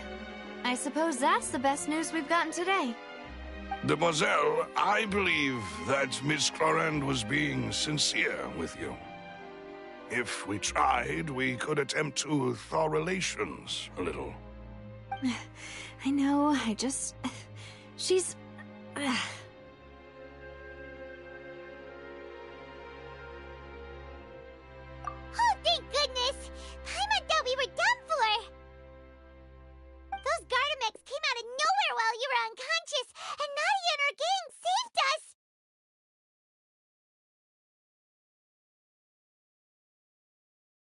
And there was that champion duelist named Chlorand who came out to save us too! We got lucky there. Paimon probably couldn't have fought them off otherwise. Oh, come now. Forget all that polite talk. That wasn't really a farewell meal we had back there. Not for me, anyway. In truth, I hope that every meal we have together shall be a victory feast. As such, we're still partners. There's no need to thank me. It will take 50 years for me to match Demoiselle's magnanimity. If it were me, I would have joined the Spina di Rosula on account of her goodwill long ago.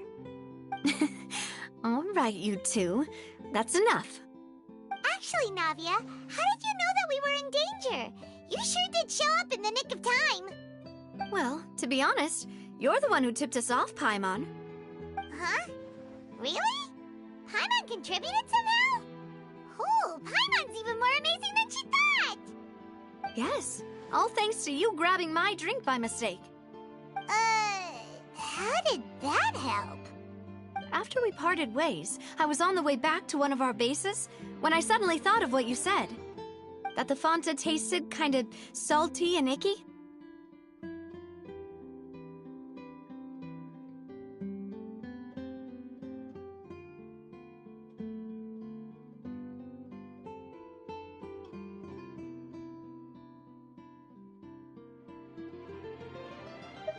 Fanta only comes in sweet flavors, so how could it have tasted salty?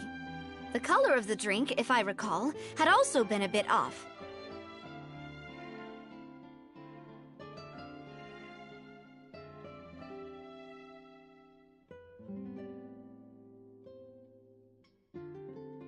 So the Fanta had been spiked with water from the primordial sea? Yes. So, if you hadn't drunk that cup for me... Spina di Rosula is preparing the grandest of awards for you as we speak for saving the boss. Huh! Really?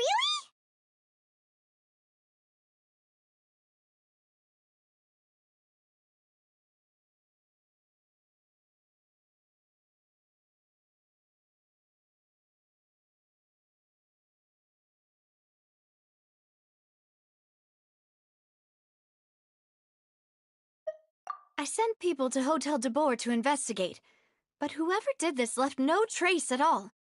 That's when I figured out that you might be in danger, and hurried here as quickly as I could.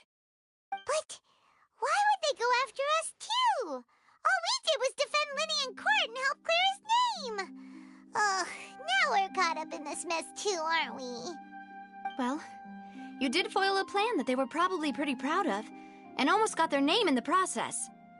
Speaking of which, did anything strange happen when you drank the primordial seawater? Well, it can't be coincidence that the traveler fainted just now. She said that she heard that voice calling for Vache again.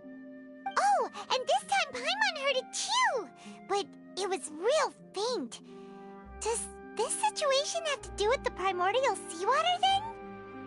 Does that mean the primordial seawater raises someone's sensitivity to hydro when it's used on people who are not from Fontaine?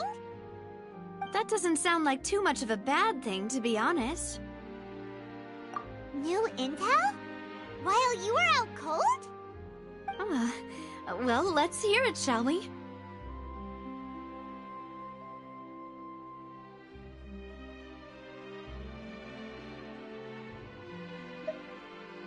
Oh, that is important. Vache. That name doesn't ring a bell. I suppose he hasn't stepped forward as a witness in court lately. Since he saw that young woman dissolve, he was at least at the crime scene. But he never gave testimony or any information regarding people dissolving in the primordial seawater. Could he have been threatened?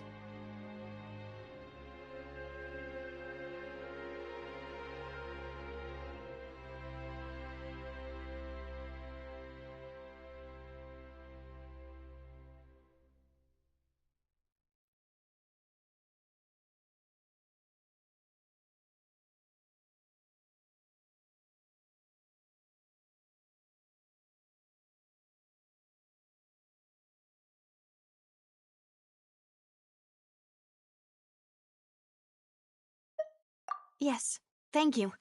This is very important information indeed. We will continue to investigate.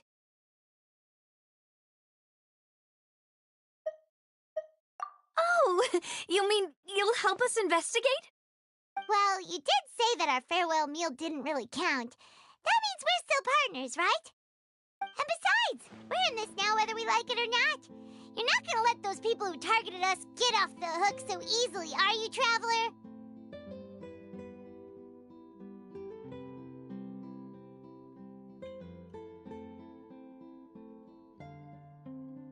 Demoiselle, do try not to look quite so pleased. You are the face of Spina di Rosula, after all. You talk too much. Well, in that case, let's head back to one of our bases, shall we? I'll arrange accommodations for you. We also have some plans to go over, and hopefully we can deepen our bonds as partners. But we'll take that one step at a time, I guess. Don't worry, you two. With us around, our base is definitely secure.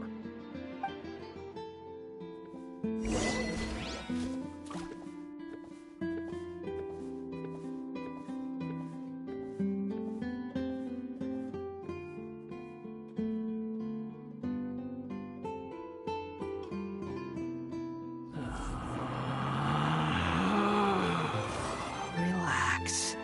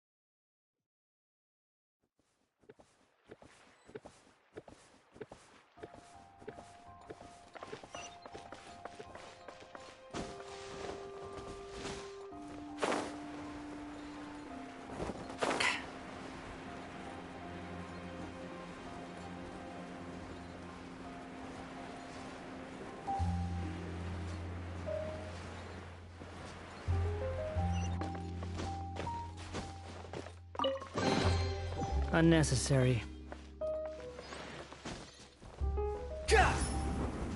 Quit following me. Ad Astra Abyssosk.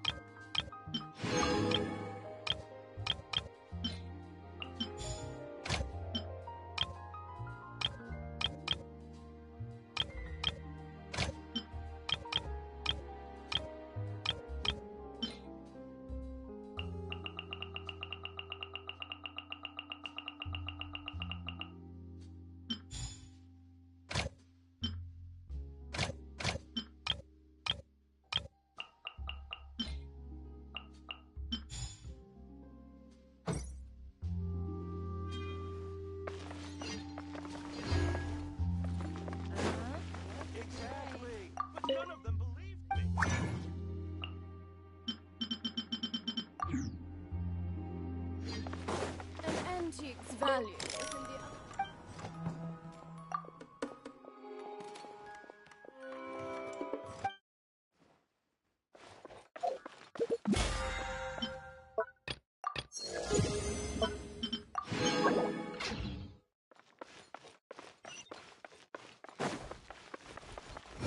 Upon the gale. Yeah.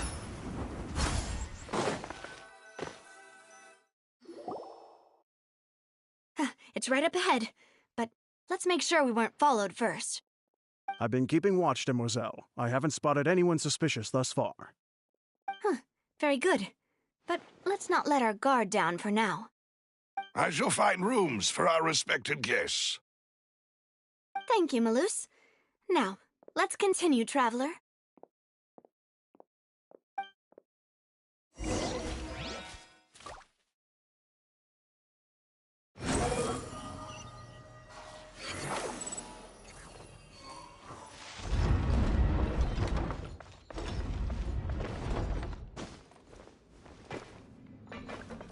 No, my sword!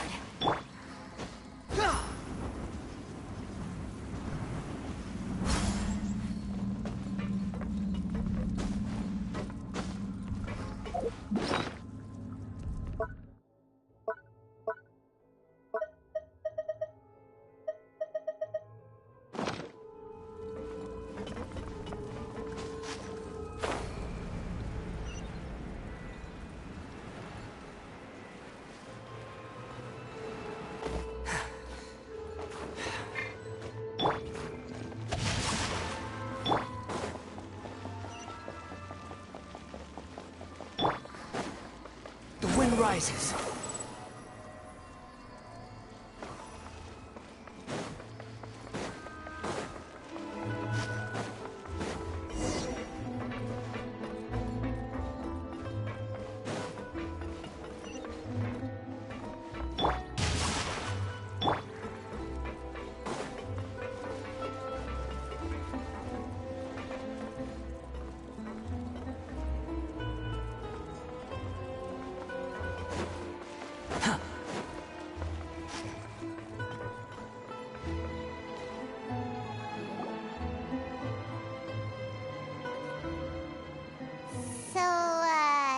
This is your base? It's not quite what Paimon imagined. Your accommodations have been arranged. Under the present circumstances, I can confidently say it's the best we have. Well, our funds have been a little tight lately. After all, we don't allow illegal or unethical profiteering. In fact, our funds often come from citizenry who support us. Seems like it's tough times for everyone. But if you have the support of the people, that does sound like it's worth it. To be honest, our financial situation was a lot better back when my father was in charge a few years ago. I'm afraid I'm not quite his equal. Your father... he was the previous boss of Spina di Rosula, right? How did he... Demoiselle, if you'll allow me to explain. No. I'll explain it myself. I suppose I couldn't run from this topic forever. And as partners, this is something I hope they can understand. My father's name is Callus.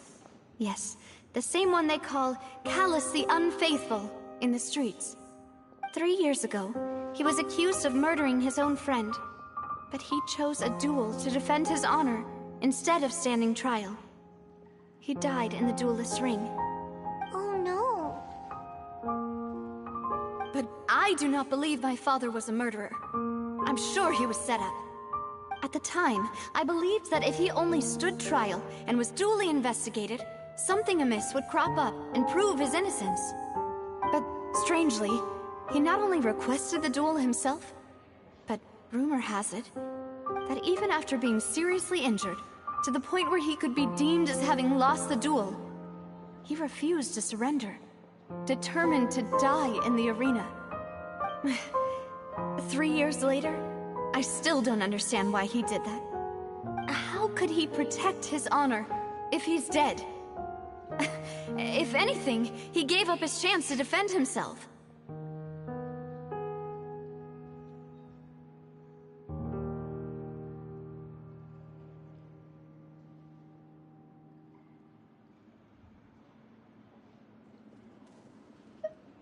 The closest piece of info I have is that my father had been investigating the serial disappearances case at the time of his death. Ah, so that's why you're so determined to get to the bottom of that case. That's right. I've also tried to investigate the murder my father was implicated in. But I haven't found a single new clue in my countless reviews of the investigation records. However, I believe that if the murder case is related to those behind the disappearances, they must know something. I must know what really happened. Was my father coerced? Framed? Even if he really did kill his friend, I must get to the truth. If only he'd been more open with me when he was still alive. He even hid the fact that my mother died due to complications when giving birth to me. And now, here I am investigating his death. You really are a handful, aren't you, Papa?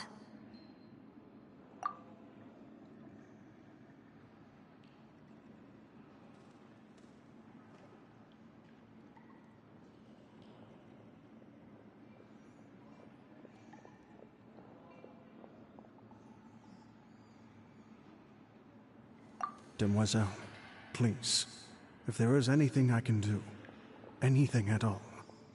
I also will never believe that Master Callus murdered anyone. There are none whom I respect more than the two of you, Demoiselle. Master Callus did so much good in life, yet all it took was one murder case for him to be dubbed Callus the Unfaithful. Even our supporters decreased greatly due to that incident, hence our strained finances at present. Wait, if Callus was such a good man, wouldn't people at least be a little suspicious when he was accused? No. Perhaps people just revel in that kind of drama. It's not something exclusive to people from Fontaine, really. Everyone's like that. People love watching the evil turn over a new leaf, but they also enjoy watching good people fall into an abyss from one slip-up just as much. But how could... never mind. If Callus was really falsely accused, we have to find the truth. He didn't deserve to have that happen to him. There is one other thing. Master Callus's opponent in the duel was Ms. Clorand. Oh, her? Well, then, isn't that as good as saying that she was the one who killed him?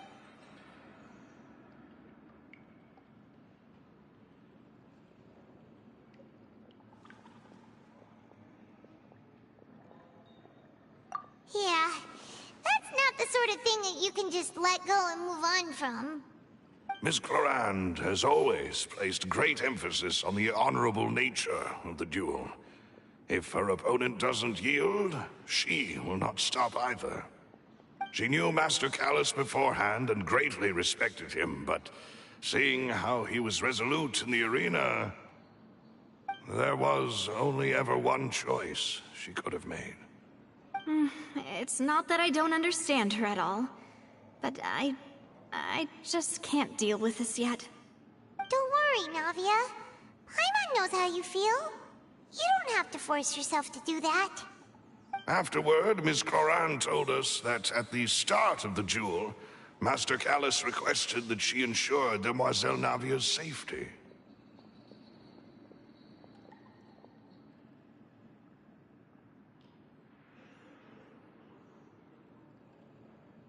Yes, that is our understanding as well. Oh, Papa. What madness drove you to ask the person who killed you to take care of me? All right, anyway, that's the information I wanted to share with you. Even if it did sound like I was just complaining towards the end.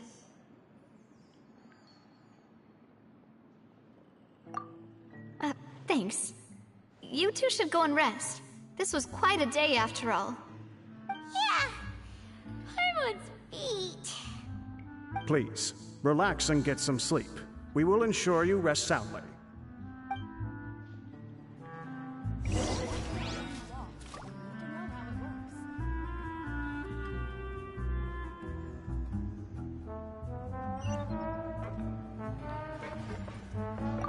Whether it be responsibility for Spina di Rosula or Master Callus's death, it all landed on Demoiselle's shoulders so suddenly. This won't do. I must become stronger.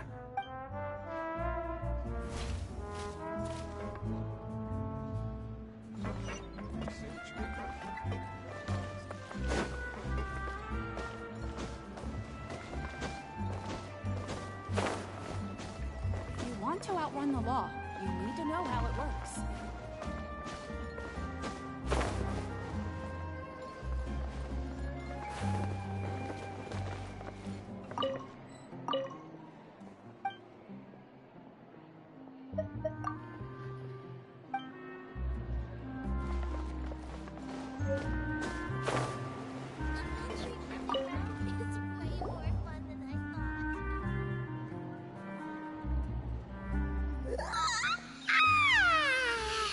Paimon slept so well.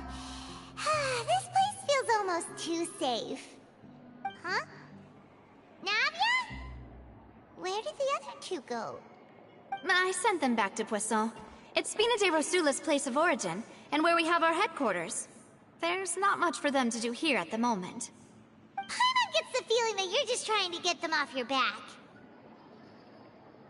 But never mind that. When did you get back? Were you waiting here the whole time? No, I just returned after going out for a while. I did some investigating yesterday regarding the name Vache. Wait, so you didn't sleep at all? How could I after having such critical new evidence appear? Guess Paimon wasn't speaking for everyone just now, huh? Unfortunately, this name seems to have been wiped from existence. It doesn't seem to have a match anywhere. I suspect that those behind this have already taken steps to hinder an investigation from this angle. But that does prove that this Vache person is a key witness in the incident. Does that mean we're too late, though? No. There is one ray of hope. One place in Fontaine that they would find almost impossible to threaten, no matter how much they wanted to. And that is the archives kept by Chief Justice Neuvillette, a place where detailed files on all the cases in recent years are kept. If the Oceanette you met is one of the young women who went missing recently, we should be able to find some related information there. So Neuvillette maintains an archive of case files? Whew. Guess that's the hard-working Chief Justice for you. In that case, let's go talk to him, shall we? Aren't you coming along, Navia? Did you get tired? No, it's nothing. Let's go see the Honorable Chief Justice.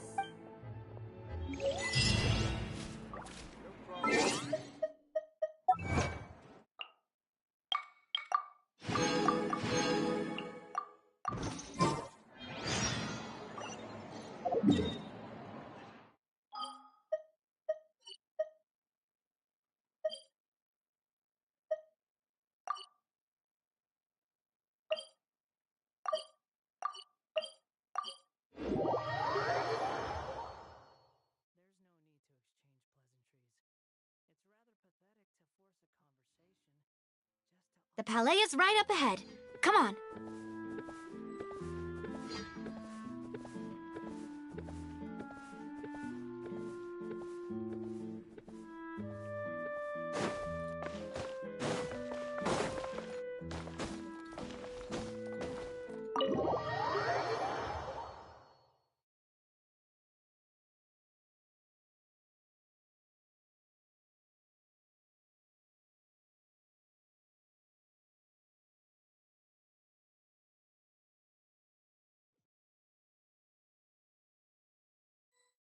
Quit following me.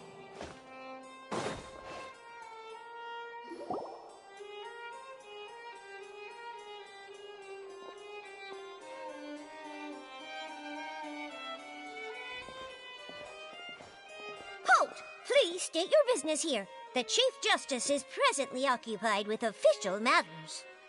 Huh. This place does look pretty heavily guarded. Guess that proves that Neuvillette's files are really secure. Hey, don't you recognize us? Huh? Who are you? Just to be clear, I don't care who you are or who you might be related to. Our rules make no exceptions. See? They've got great discipline, too. Yep. Paimon can tell. If you're here just to crack jokes, I can point you towards the exit. Unlike some, we're busy, so please leave if you don't have a reason to be here. No. What I meant to say is, shouldn't you remember us from a few days ago? We were at the trial of the great magician Linny. Oh, yes, I remember. I read about it in the Steambird. You must be Linny's attorneys. It's all coming back to me now. We're here today to report and archive some information on a follow-up case. Huh. Is that even a thing? Of course. Don't worry. We're here on official business. You can trust us. All right then, I'll let you through. The Chief Justice is just inside. Thanks so much.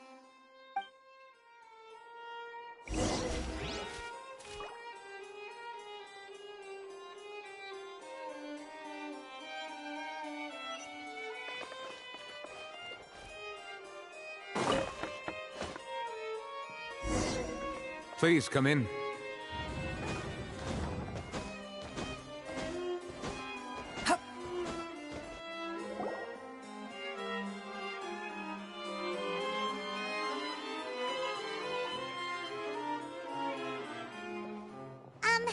Sorry to barge in, Monsieur Nervalet. We only lied to get in because we didn't know any other way. It's all right. Please let me know how I may be of assistance to you. So you're not mad at us? We're looking for a man called Vache. He may have been an eyewitness in the serial disappearances case. If we can find him, we may be able to unearth some key information on the case. Ah, I see. In that case, please wait here a moment while I browse through the files.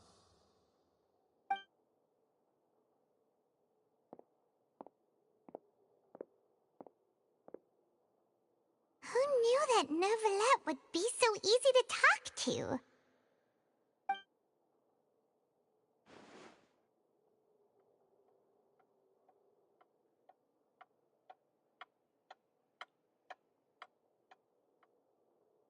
Unfortunately, I'm quite certain that no one by the name of Vache has been involved in any case, criminal or civil, in the past several years. There are no records of him either in the files or in my memory.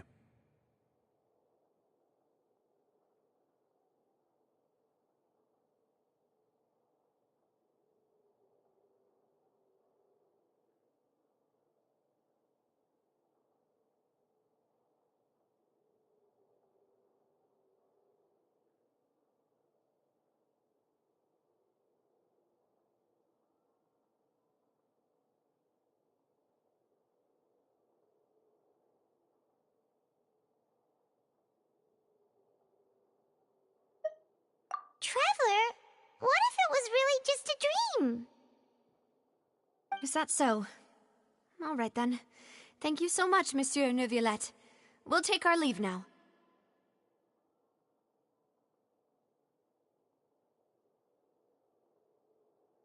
Ahem.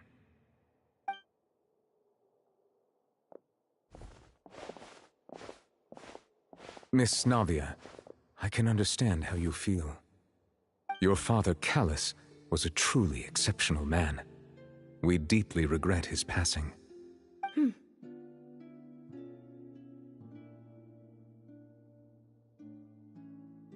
And what are you trying to say, Monsieur Neuvillette? Are you trying to console me? Extend your sympathy? Or just express some tendril of regret?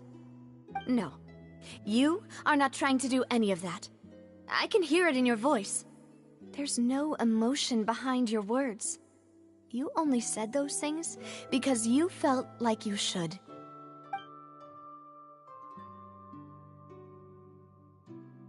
It's just like last time. After my father took his place in the duelist ring, I pushed through the guards to talk to you as a last resort. You even told me then that you thought there was something fishy with the case, yet you still allowed the duel to go ahead. In your eyes, the value of a human life is nothing compared to those cold laws you hold so dear. If you truly regret my father's death, Then why didn't you call a stop to the duel? Why didn't you give me the power to stop him from throwing his life away? Why did you just let him die, despised and hated by all? Everything was hanging on a thread at that moment. Just the tiniest effort could have changed everything. There are still so many things I never got to tell him. So many questions he still owes me answers to. If you really have no heart, then just look me in the eyes. I, Navia, will show you the true meaning of regret. I'm sorry, Miss Navia. You and my father are truly alike. You keep all kinds of things in your heart and never say a word to anyone. It's not so much that you can't feel, but that you would never express anything. Oh well. In any case, everyone already knows full well the apathy of the Chief Justice. My apologies for taking my emotions out on you, Monsieur Chief Justice. Let's go, Traveler and Paimon.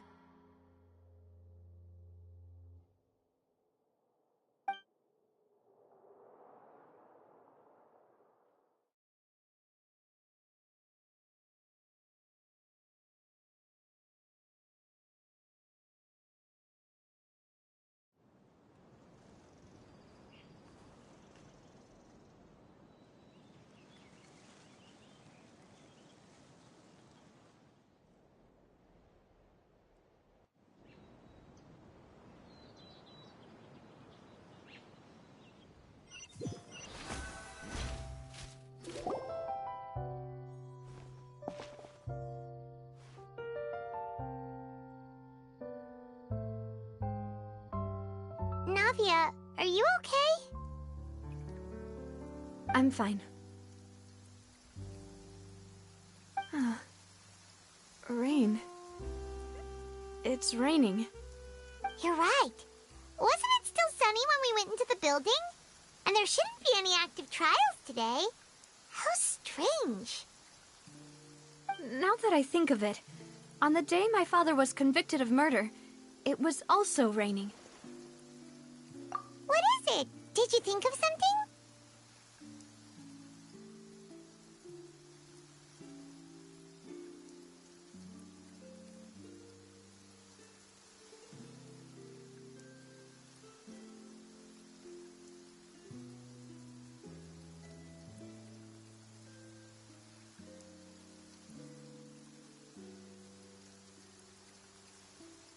Yeah, he was outside.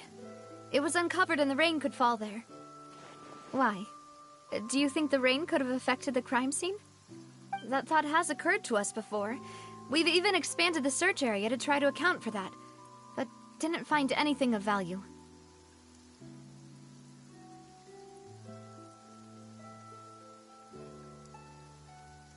Oh? Wait. You don't mean...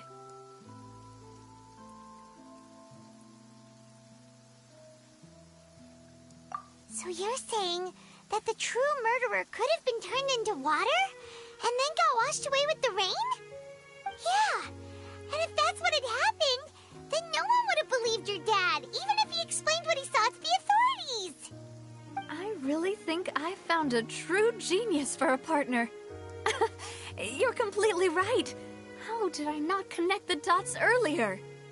All right, let's go to Poisson. With this new lead in mind, we'll get to the bottom of my father's case for sure. Yeah, we're gonna make progress for sure this time. Do you want to go with me now? Or do you want to head over by yourself later?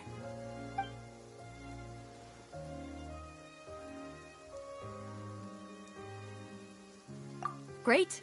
Let's go then.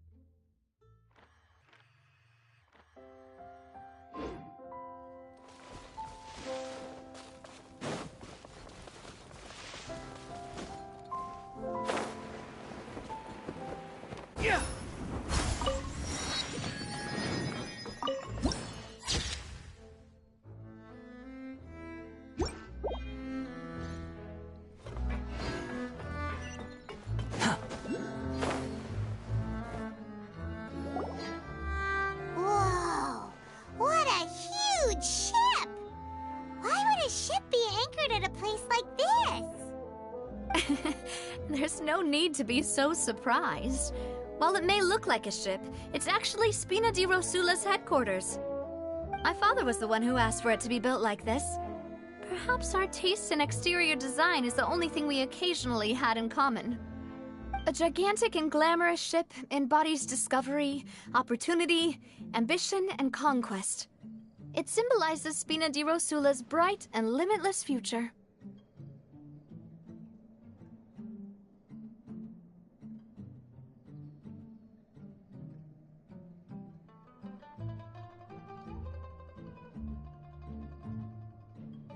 And Paimon thought you were bluffing when you said Spina di Rosula had a glorious past.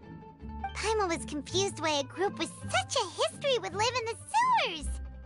But now that Paimon has seen this ship for herself, she's been convinced. Well, Poisson is where Spina di Rosula began, after all. It's our main base, our home.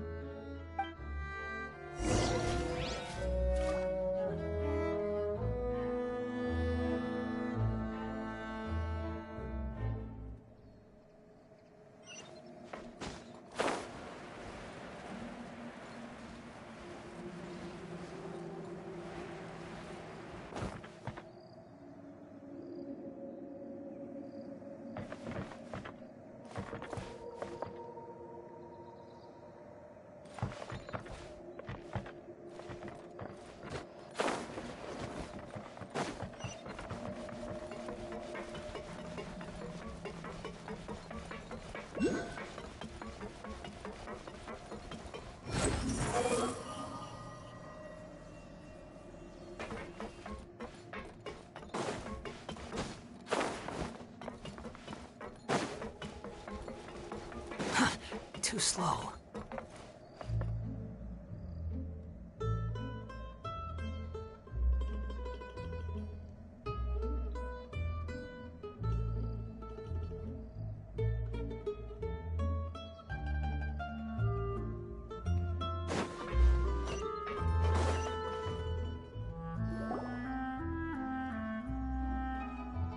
Melus, we're back! Apologies for the wait, demoiselle, and our most important partners. You said before that you still had some business at the court. What brings you back to Poisson so quickly? About that. It's because my partner here reminded me of something really important. You see, what if my father's case had something to do with water from the primordial sea? You still remember, right, Melus? On that night, it was raining? Yes, the case was quite similar to that of Mr. Linney's. Both were what you'd call impossible murders.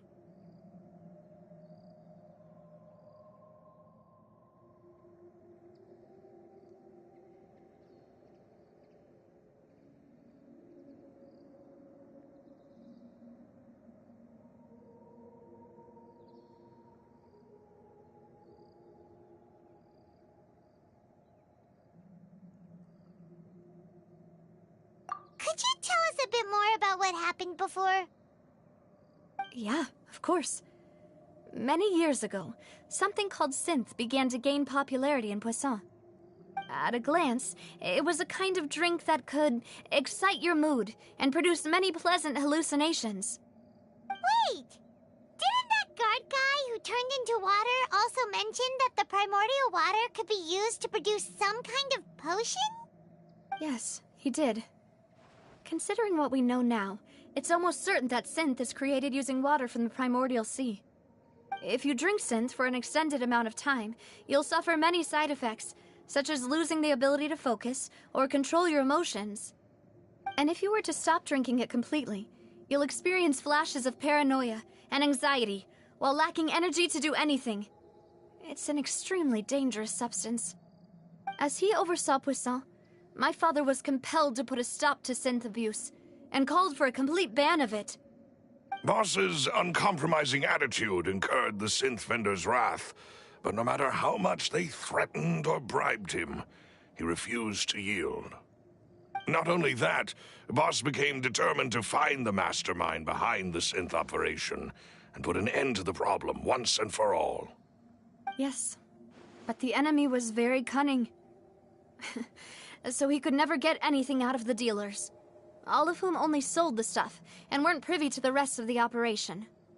Recognizing that, my father decided to contact the dealers in secret and cultivate personal relationships with them. Finally, he was able to convince someone to become his informant. The man's name was Jacques. He felt greatly ashamed about his work after seeing many families destroyed by synth abuse. That night, my father hosted a banquet at his countryside estate. He planned to meet up and exchange information with Jacques over some food. But then, we heard 2 gunshots from the courtyard. We raced to the scene and found my father, still holding a gun, and Jacques, who was already dead on the ground. Huh? How did that happen? Aren't they on the same side? Sounds just like Lenny's case, doesn't it? In both cases, the culprit seemed obvious, but neither appeared to have any motive at all. Looking back on it, though, I now believe the most important clue was something we all overlooked at the time. There were pieces of clothing left at the scene.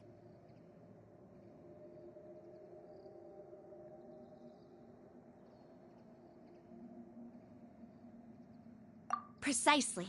It's all thanks to you that I made the connection now. Back then, we all just thought they were some costumes that Jacques used to disguise himself at the banquet. But, considering it now, it's almost certain that they belong to a third person at the scene. With one extra person, we'll also need to reconsider why the 2 shots were fired.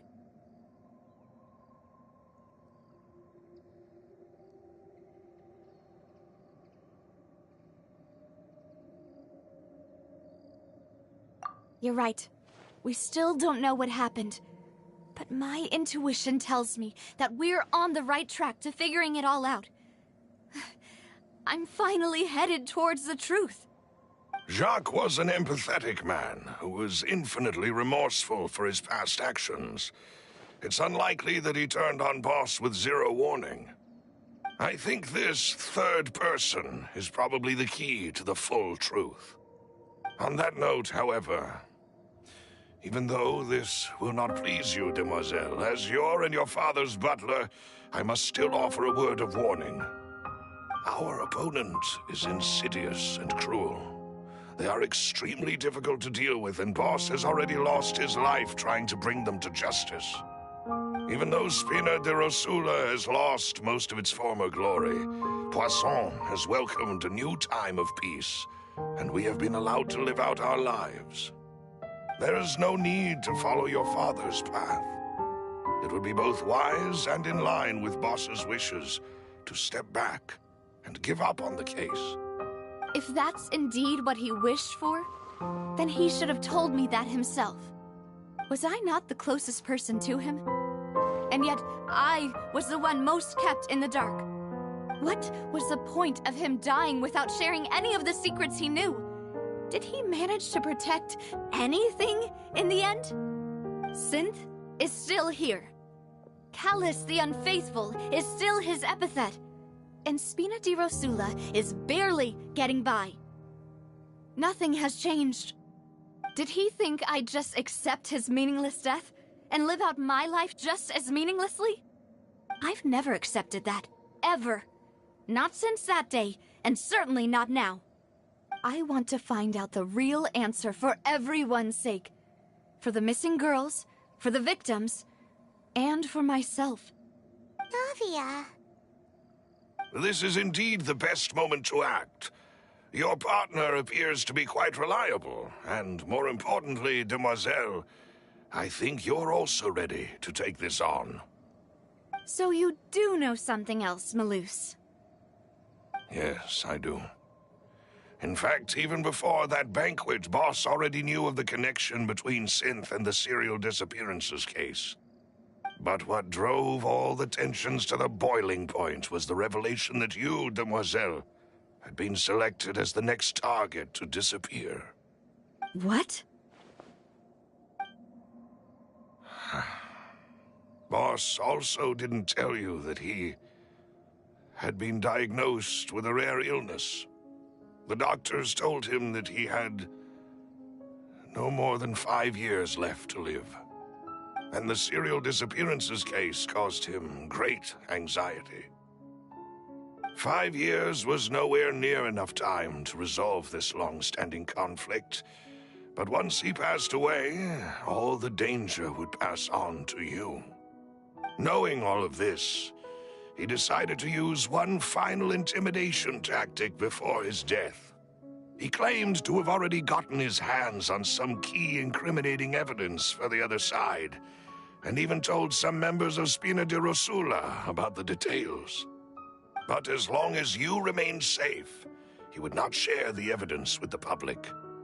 If something were to happen to you, then he and all those he told would immediately expose all they knew about Synth and the disappeared victims. Right, so nobody would be able to get off scot-free. As we've seen, Boss's tactic has worked. Even though Boss has been gone for a long time, the other side has not tried to take Demoiselle's life. No, I don't believe it. He never appeared to look sick to me. No father wants their daughter to see them weak and haggard, especially someone as proud as Boss. To him, dying in a duel and suffering lasting dishonor as the unfaithful was still far preferable than losing face in front of his daughter. So he chose to die in silence, so that he could protect me. I'm afraid you're not understanding this correctly, Demoiselle. What Boss wanted to hand to you was not a parasol, but a sword.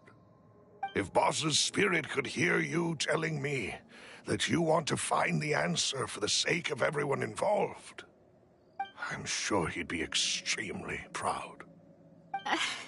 That fool. Couldn't he have just given it to me straight? No.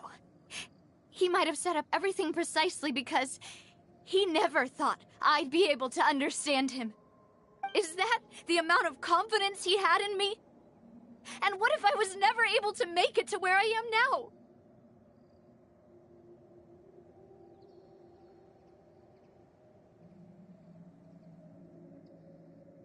Yeah.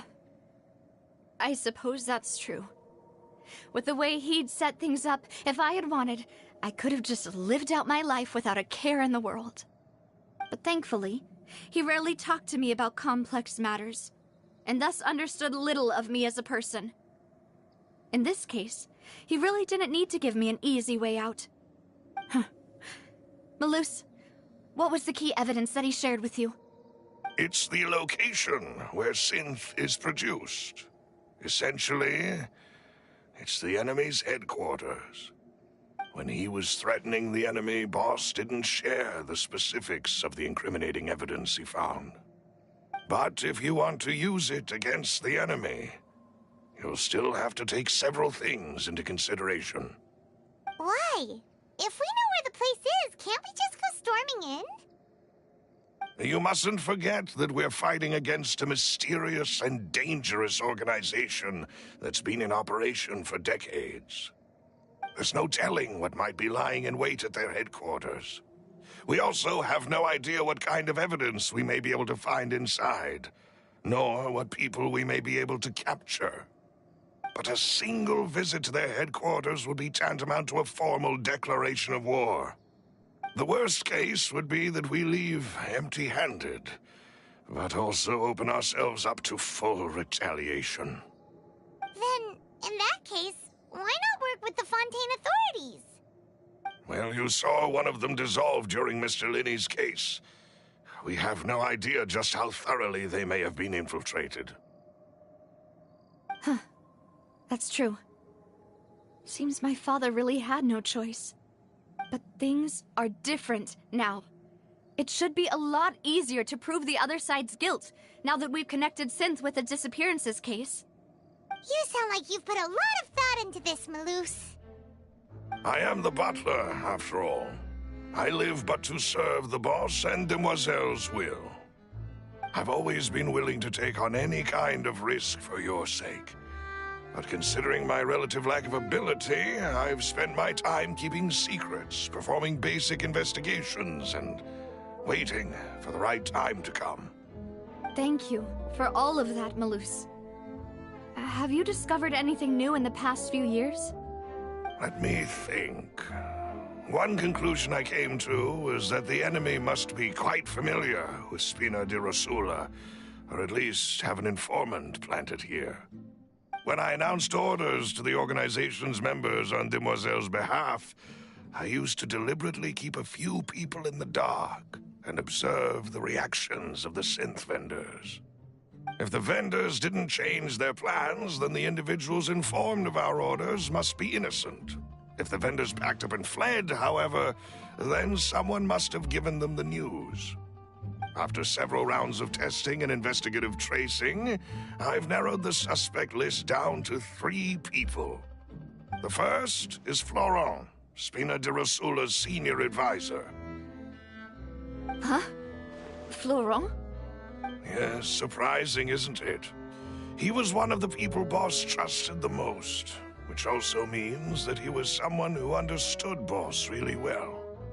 Thanks to his position within Boss's innermost circle, he always knew our upcoming plans and could thus avoid capture this whole time.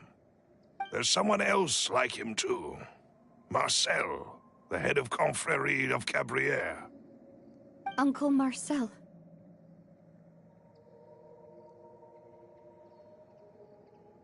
It's a guild in Poisson. Boss helped it to grow to its current size and prominence. In the beginning, they were only reselling some daily goods, but now they're one of the richest guilds around, with a lot of business connections in the city. So, they're like a sister organization of Spina di Rosula? Yes, you can say that. When we were fighting against the synth dealers, they provided us with plenty of support.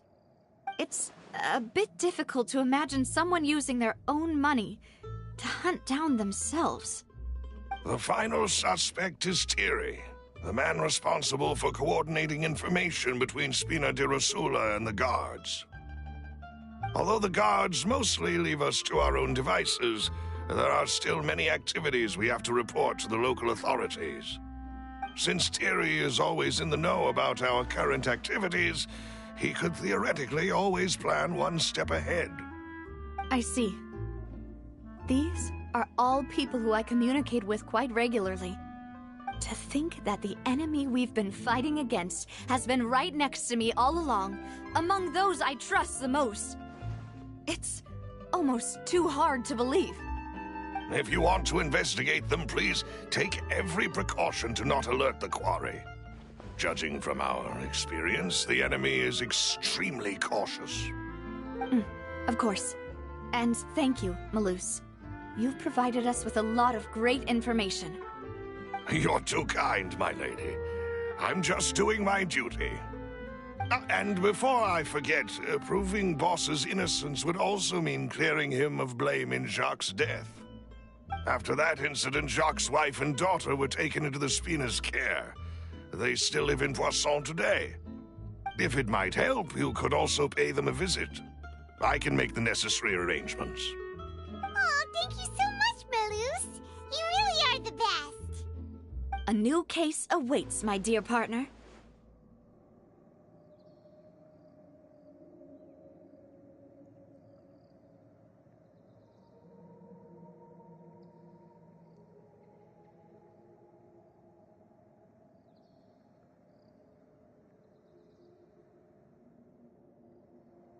I hope we can work together to uncover the truth and end this case once and for all.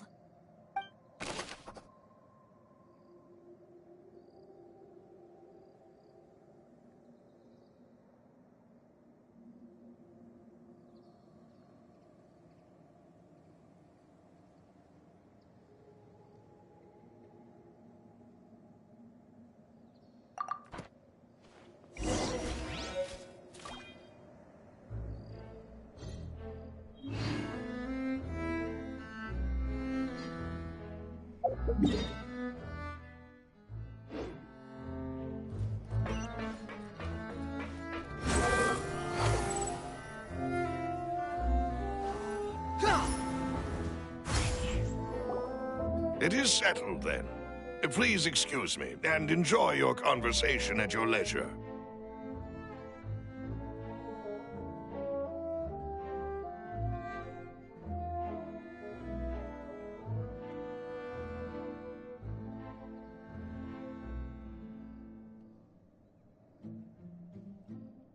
Thank you for arranging everything for us, Malus. Excuse me, miss. Do you need anything from us? Oh. Hey, Navia's all quiet. This isn't like her at all. I'm sorry that I only came to visit after all this time. After what happened, I didn't know how I was supposed to face the two of you. Ah, if it's about that, there's no need to apologize. After my husband died, Spina di Rosula sent us a lot of mora and support. I understood your guilt and apology to be genuine. But aren't all of those things nothing compared to the loss of Jacques? I can understand the kind of pain that comes with losing a father so needlessly. You don't understand at all. I didn't know how to face you, because I didn't know what I could possibly bring as a consolation gift. I know only the full truth could bring closure to you, and to all of us. I'm sorry.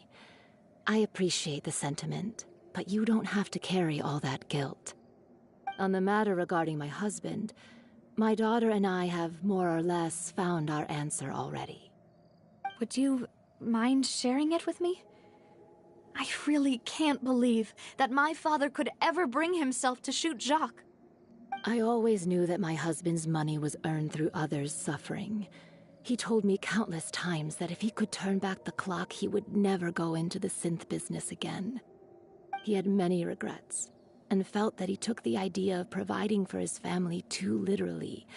For the longest time, he thought Mora was everything. So when Mr. Callis came to him with a proposal, he accepted it almost immediately. He tried to be as careful as he could, but even so, he was still found out by the higher-ups. They found out about his betrayal? Papa didn't say that exactly, but Papa did tell me that I should never be ungrateful. Before he left that day, he told me that he had no choice. It was only later that I realized it was his final farewell to the two of us.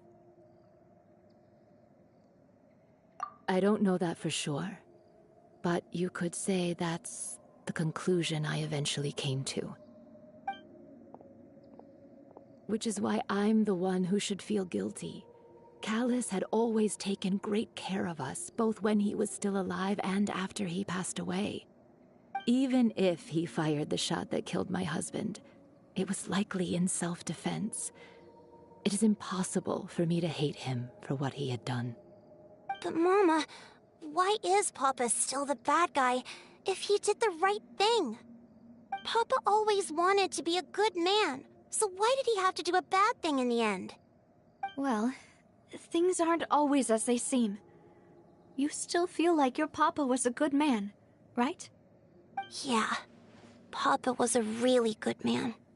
The best in the whole world. Then you should hold on to that. If a good man had to do a bad thing, then he must have had his reasons. Regardless of whether he left you a parasol or a sword. He must have done so to give you a better life. Oh. Thank you for everything you've told me. I will definitely find the truth. The current state of things is not something I'm willing to just sit back and accept. Thank you. I'm very grateful to hear this from you. Even though your personality is quite different from your father's, your determination when you speak is really similar. You really think so? That's the first time anyone said that to me.